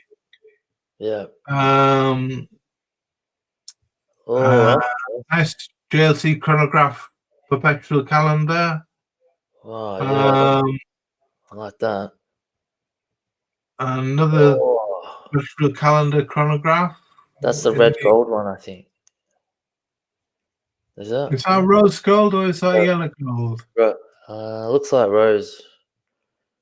With is it just a black dial or a venturine? I think it's just a black dial. Yeah. Yeah, I think so. Yeah, man, that's nice. That's real nice. Now these are what I really like. These these these Atmos clocks on display. These new Atmos clocks are just brought out. These are really nice. Yeah, dope. Really funky. Yeah, Much nicer designs than the than the original ones. The standard Atmos clocks. This one, and then a new standard Atmos clock, which is just a bit different from the original one, but still really nice. So nice, yeah. Everything at the JLC stand was reverso-centric. Yeah, reverso. Yep. It was the year of the reverso, so that all these different reversos. Oh man, that's Vishnu. Going back to the 1940s, yeah, this Rama one, going back to the 1940s. That's cool. Well, reversos have a big link with India. Did you know that, Tom? Say again? Reversos have a big link with India. Really? Well, yeah. Oh, well, the Indian polo players, yeah. Yeah, sure. Correct. Yeah. The British, the British Raj and the British polo players were playing in India, and they wanted to. Yeah, of course. So that's how the reverso came about. Yeah. Yeah, so that these ones, and then this year they had these what are they called, novelties, which were these wow, that's cool. Painted down reversos, men's reversos, horses in water. Yeah, and, that's amazing. Man, I'd love to get a reverso. I love the reverso chronograph that came out a couple of years ago. That was expensive though. Oh man, I would love one of those. And then the reverso world time that came out this year, which for me was a bit of a weird one because it was a plain tribute dial on the front, then you had to flip it over to see the world time. But I guess it's quite nice. It's quite nice. It's not world time in your face. It's take it or leave it world time. Yeah. Geosphere. It's not geosphere. It's a geo something. Got it in gold as well, and then this gyro tourbillon. Oh yeah, they're cool. Which they had. So expensive, these ones. They're so expensive. Oh, look at that. Far out. Would you ever get a reverso, Tom? I'd love one. I'd love one of the tribute duo faces. I like the duo faces most. Yeah. Yeah, you got to get a duo face of some sort, I think. Whether it's like a GMT or a chronograph or whatever.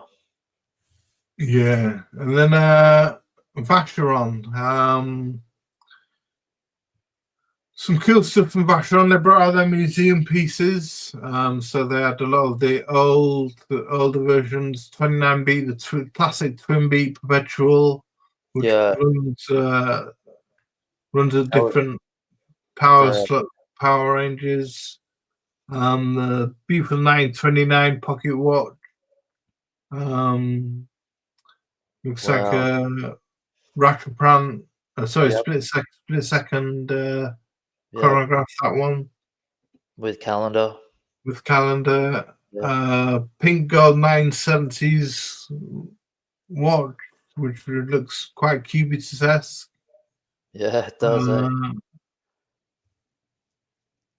But see how, like, Tom, if you go back to that one, like the case is actually more rectangular than square.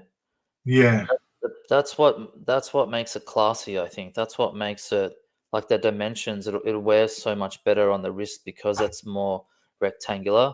The Cubitus having that square shape, it just that's the thing that ruins it for me. I think there's just the actual having a square, whereas when you elongate it out into a rectangle, it just fills up your wrist a lot better. Like your Zenith, the case on that thing, it's a nice, and it actually, because it's a 37 mil, but because the case is long, it fills up your wrist a lot better, you know. Yeah. Anyway, I digress. This is lovely. This retrograde minute jump hour Vacheron. You love this watch, don't you? Yeah, really nice. This is another of their museum pieces. Yeah. Yeah, that's killer. 1998. Saltarello. Yeah, that's killer, man. And more of their different métiers d'art pieces. And minute repeater from 1950s, and then a jeweled out ridiculous piece, blinged out diamond piece for ladies. Yeah. The Callisto wristwatch, 118 diamonds. Oh, that's a replica. That's yeah. It says replica. Yeah, I don't think they bring along the real piece. So. yeah, true. So this is we've gone to their traditional after the museum pieces. They have their modern collection. So they have the new 222. They have these new dialed patrimonies, which have these sort of interesting dials on with patterns. Quite a few of these in different metals. What do you think of the steel 222? What was your thoughts on that? Yeah, it's okay. I much prefer the gold version, to be honest. Yeah, I know you like the gold one. Yeah, I wasn't fussed by the stainless steel one. So everyone was losing their minds, man. I remember it was like, oh, the steel 222 is out now. Yeah, blah, blah, blah. I was like, yeah, so what? Yeah, I wasn't fussed by it, to be honest with you. I don't know what the chat think. I remember everyone was like, oh, I'm going to go to my AD and get a steel one. Yeah.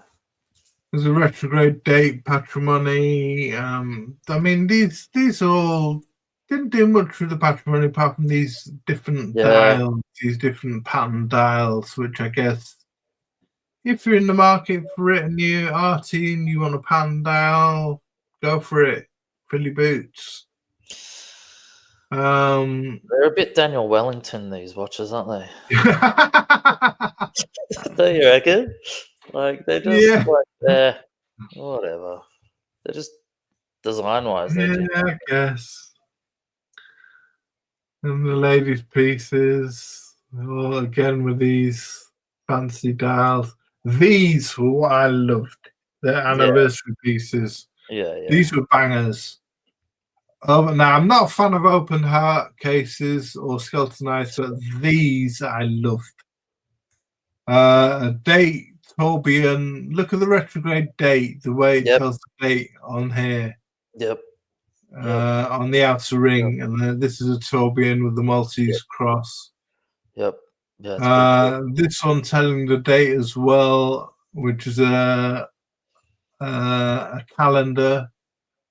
Calendar as well. I don't know whether this is what's open calendar. I think this one it's called.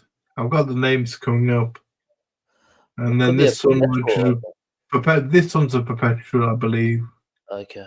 Here, I'll get the names here. So the first one was the traditional Tourbillon retrograde open date, open face. The second was the traditional perpetual calendar retrograde date open face. Yeah, that was a perpetual, And then traditional complete calendar open face. Yeah. So the date one. Yeah, that one there's the perpetual, I think. You can see down the bottom right hand, there's a little perpetual wheel with the 1, 2, 3, 4 for the leap year. Oh, right, yeah. Yeah. See that? Right, okay, yeah. Yeah, that's a pretty sick watch, man. Yeah, that's super cool. That's a heavy hitter, man. Yeah, these were bangers. I mean, Vacheron. I didn't get a photo of the Solaria, but I did a little short of it. There's a video I posted on the channel, short video of that, which was it's a mind blow. 41 complications. And then another one, this one, which is the traditional Tourbillon perpetual calendar. Oh, okay. Yeah, heavy hitter. This one isn't open work. I like the open work dials more, to be honest with you. Yeah.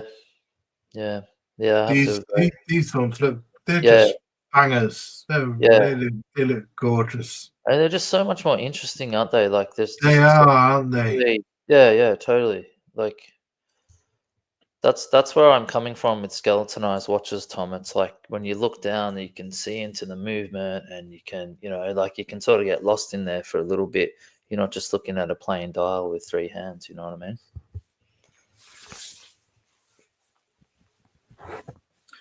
Yeah, this one, and this one. I'm not a fan of open work watches normally, or skeletonized watches, but these anniversary pieces, brilliant way to, they knocked it out of the park, Vacheron, for me. 270th anniversary with these watches and with the Solaria.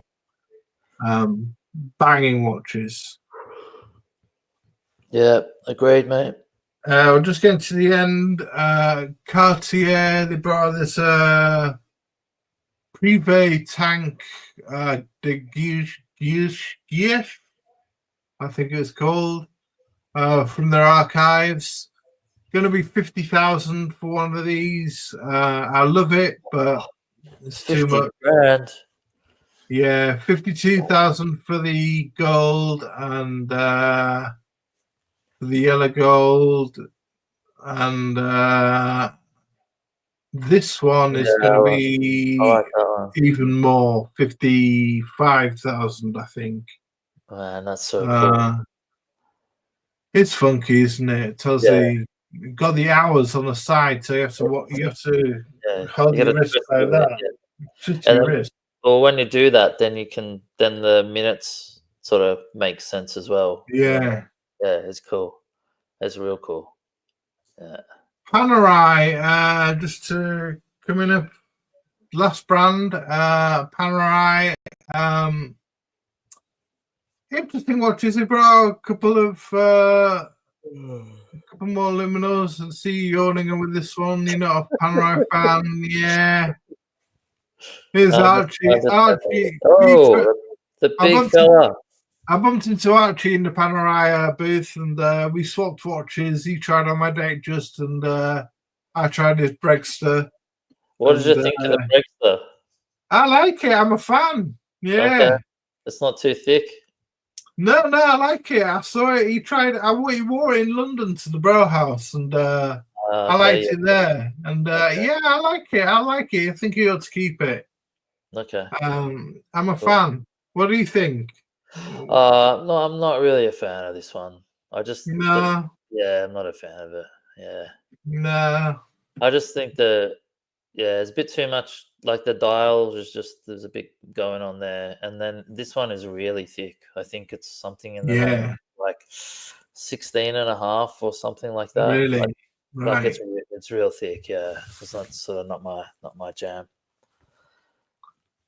So there's another left-handed Luminor. Now this is where, for me, Panerai need to stay in the lane. Yeah. They're doing a Tourbillon GMT here now. Yeah. For heaven's sake, Panerai, if you're gonna get into this doing complications, make a new case. Don't just slam them. Don't just slam them into a Luminor case. And there's this one, a Luminor Tourbillon Moon Phase Equation of Time GMT. So they're doing an equation of time. They're doing moon phase. They're doing a tourbillon, all in a Luminor case. Now, who is going to buy this? Honestly, who is going to buy this? Or this? Yeah. I mean, Panerai Ferrari, would you buy one of these? I know you love your Panerais. Would you honestly buy this, or would you go to someone like Vacheron or Patek or JLC, or one of the brands who really know how to make complications? Panerai, for me, need to book their ideas up. And I know they're sticking to their sort of heritage of luminals and Rodimer cases, but for heaven's sake, if you're going to do complications, make a new case. But that's all that they've only got those 2 cases, Tom. They've only got 2. They have 3. They've got the Panerai. They got the Rodimer 1940 as well. Yeah. Oh yeah, and they've got the submersible as well. So I guess that's 4. Throw that in. It's 4. Cases, yeah. 4, but they're all sort of similar theme, right? Like Radiomir and Luminor, you can sort of separate them, I guess. So what are you saying? Like, if you're going to do a complication, like, have a whole new thing. Yeah, have a whole new case. Have a dress style case or something like that. Yeah. Yeah. I just think they're too stuck on all this stuff. Like, they're just not, like, these cases, obviously, there's like mainly 2 cases. That's the Radiomir and Luminor. Right? Luminor, yeah. Yeah, I don't know. I just don't see them doing it. They're just too stuck on this stuff. Yeah, I mean, I agree with you, but it's not going to happen. Yeah. So there's Jamie, myself, Mrs. Dodger, and Dodger leaving Watches and Wonders. We'd had enough on the Sunday, and it was time to get out of Dodge. And that's a great photo. That's a great photo, isn't it? Yeah. So that was our roundup of Watches and Wonders, and we'd had enough. Me and Jamie heading to the airport, and just at the airport, there's one last thing I tried on at the airport. I tried on my Grail watch, my Breguet 7147. Yeah, the 7147. That's the one. What do you think of that, chat? Now tell me, what do you think of that? Should I sell my Kermit and maybe my Palm Fronds and get that? What do you think, chat? Let's have your opinions. Let's see what the fellas say. So we're talking Kermit. Original Kermit. I never wear it. It's been worn about 20 times in 15 years. I never wear it. I'm not going to wear it. And maybe the Palm Fronds. Do you reckon okay? Yeah, look, you know my view on this, Thomas. Like, I've always been like, keep the Kermit. But yeah, look, I'm coming around. Okay, I'm coming around. If you're not wearing the Kermit and you're gonna wear this one, then there's no point having all your money tied up in a watch that sits in the bank. You know what I mean? Absolutely.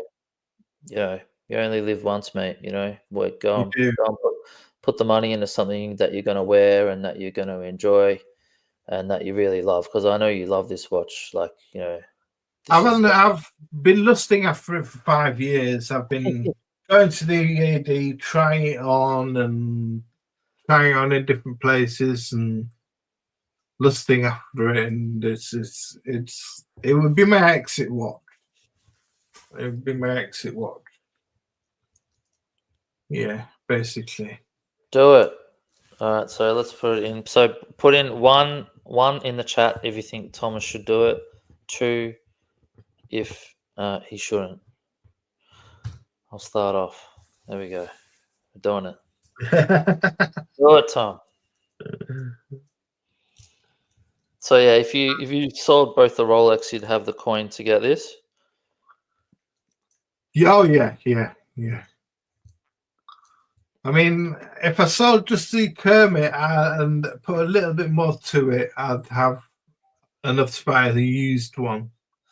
Yeah. So this is white gold. White gold, Grand phone, automatic. white Grand phone on dial, Breguet numerals, Breguet hands. It's automatic. Yeah. Grand enamel. Tasty, tasty. Yeah. Turtle says two. Keep saving, Thomas. I don't have the money. I don't have the brass turtleneck. I wish I did. I wish I was a high flyer watch collector with a nice job and you know, and money coming in, but that's not the case. I'm a poor boy, a poor man from a poor family. Yeah. What was your give me a top 3 from Watches and Wonders watches that you liked. That's jumped out. That's my last shot of me exiting Geneva Airport. Okay, right. So top 3, I'd say the Vacheron Complication. I'd say all the 4 Vacheron skeletonized ones. They were beautiful. Yeah. What else would I say? I'd say the Patek 6196. Yeah. And I'd say what else?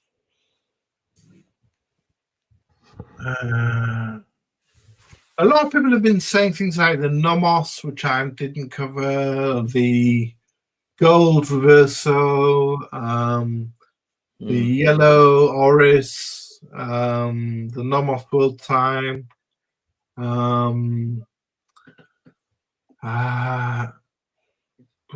else?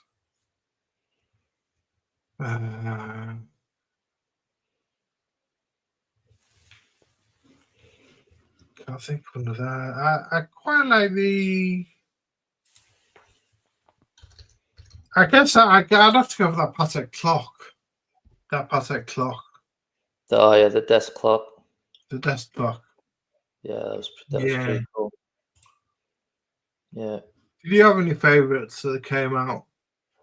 Just that Patek, the 5370p. Yeah. That was my favorite one. Yeah, that was. I didn't have a top 3 or anything. I just liked that one the most. Yeah, just a stunning watch, man. Beautiful. But as I said, I've always loved the 5370p. Ever since it came out, the black one, even just the plain black one, was, you know, that's a grail watch. Very much a grail watch for me and a lot of people. The 5370, beautiful watch. But yeah. I'll be interested to see how the Land Dweller evolves over the next few months. I feel like the dials will get a bit of a rework. I reckon in about 6 months' time, we'll see some new dials coming out. What else? Yeah, that's about it, really. But thank you very much, Tom. That was fascinating. Some really good photography, and yeah, it was good I felt like I was there with you on the trip. So that was really good. Yeah, it was a really cool time. It was a really cool show. Just bear with me a second. No worries.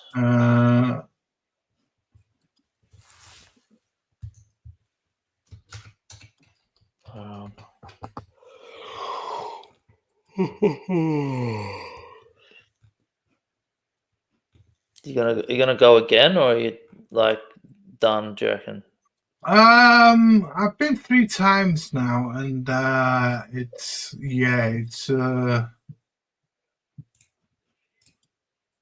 been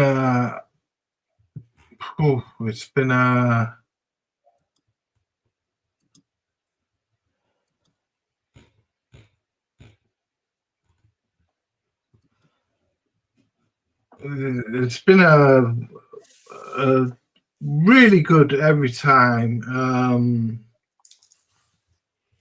It's more because of the crew that you go with, right? It's the people and the times, the dinners and drinks and all that stuff that makes it, I reckon. more than probably the watches themselves.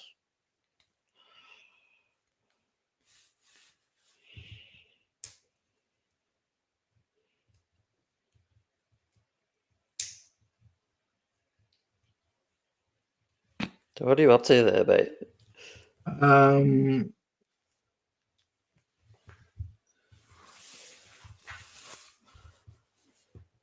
Funny.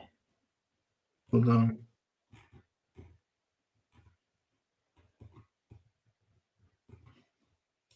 Yeah.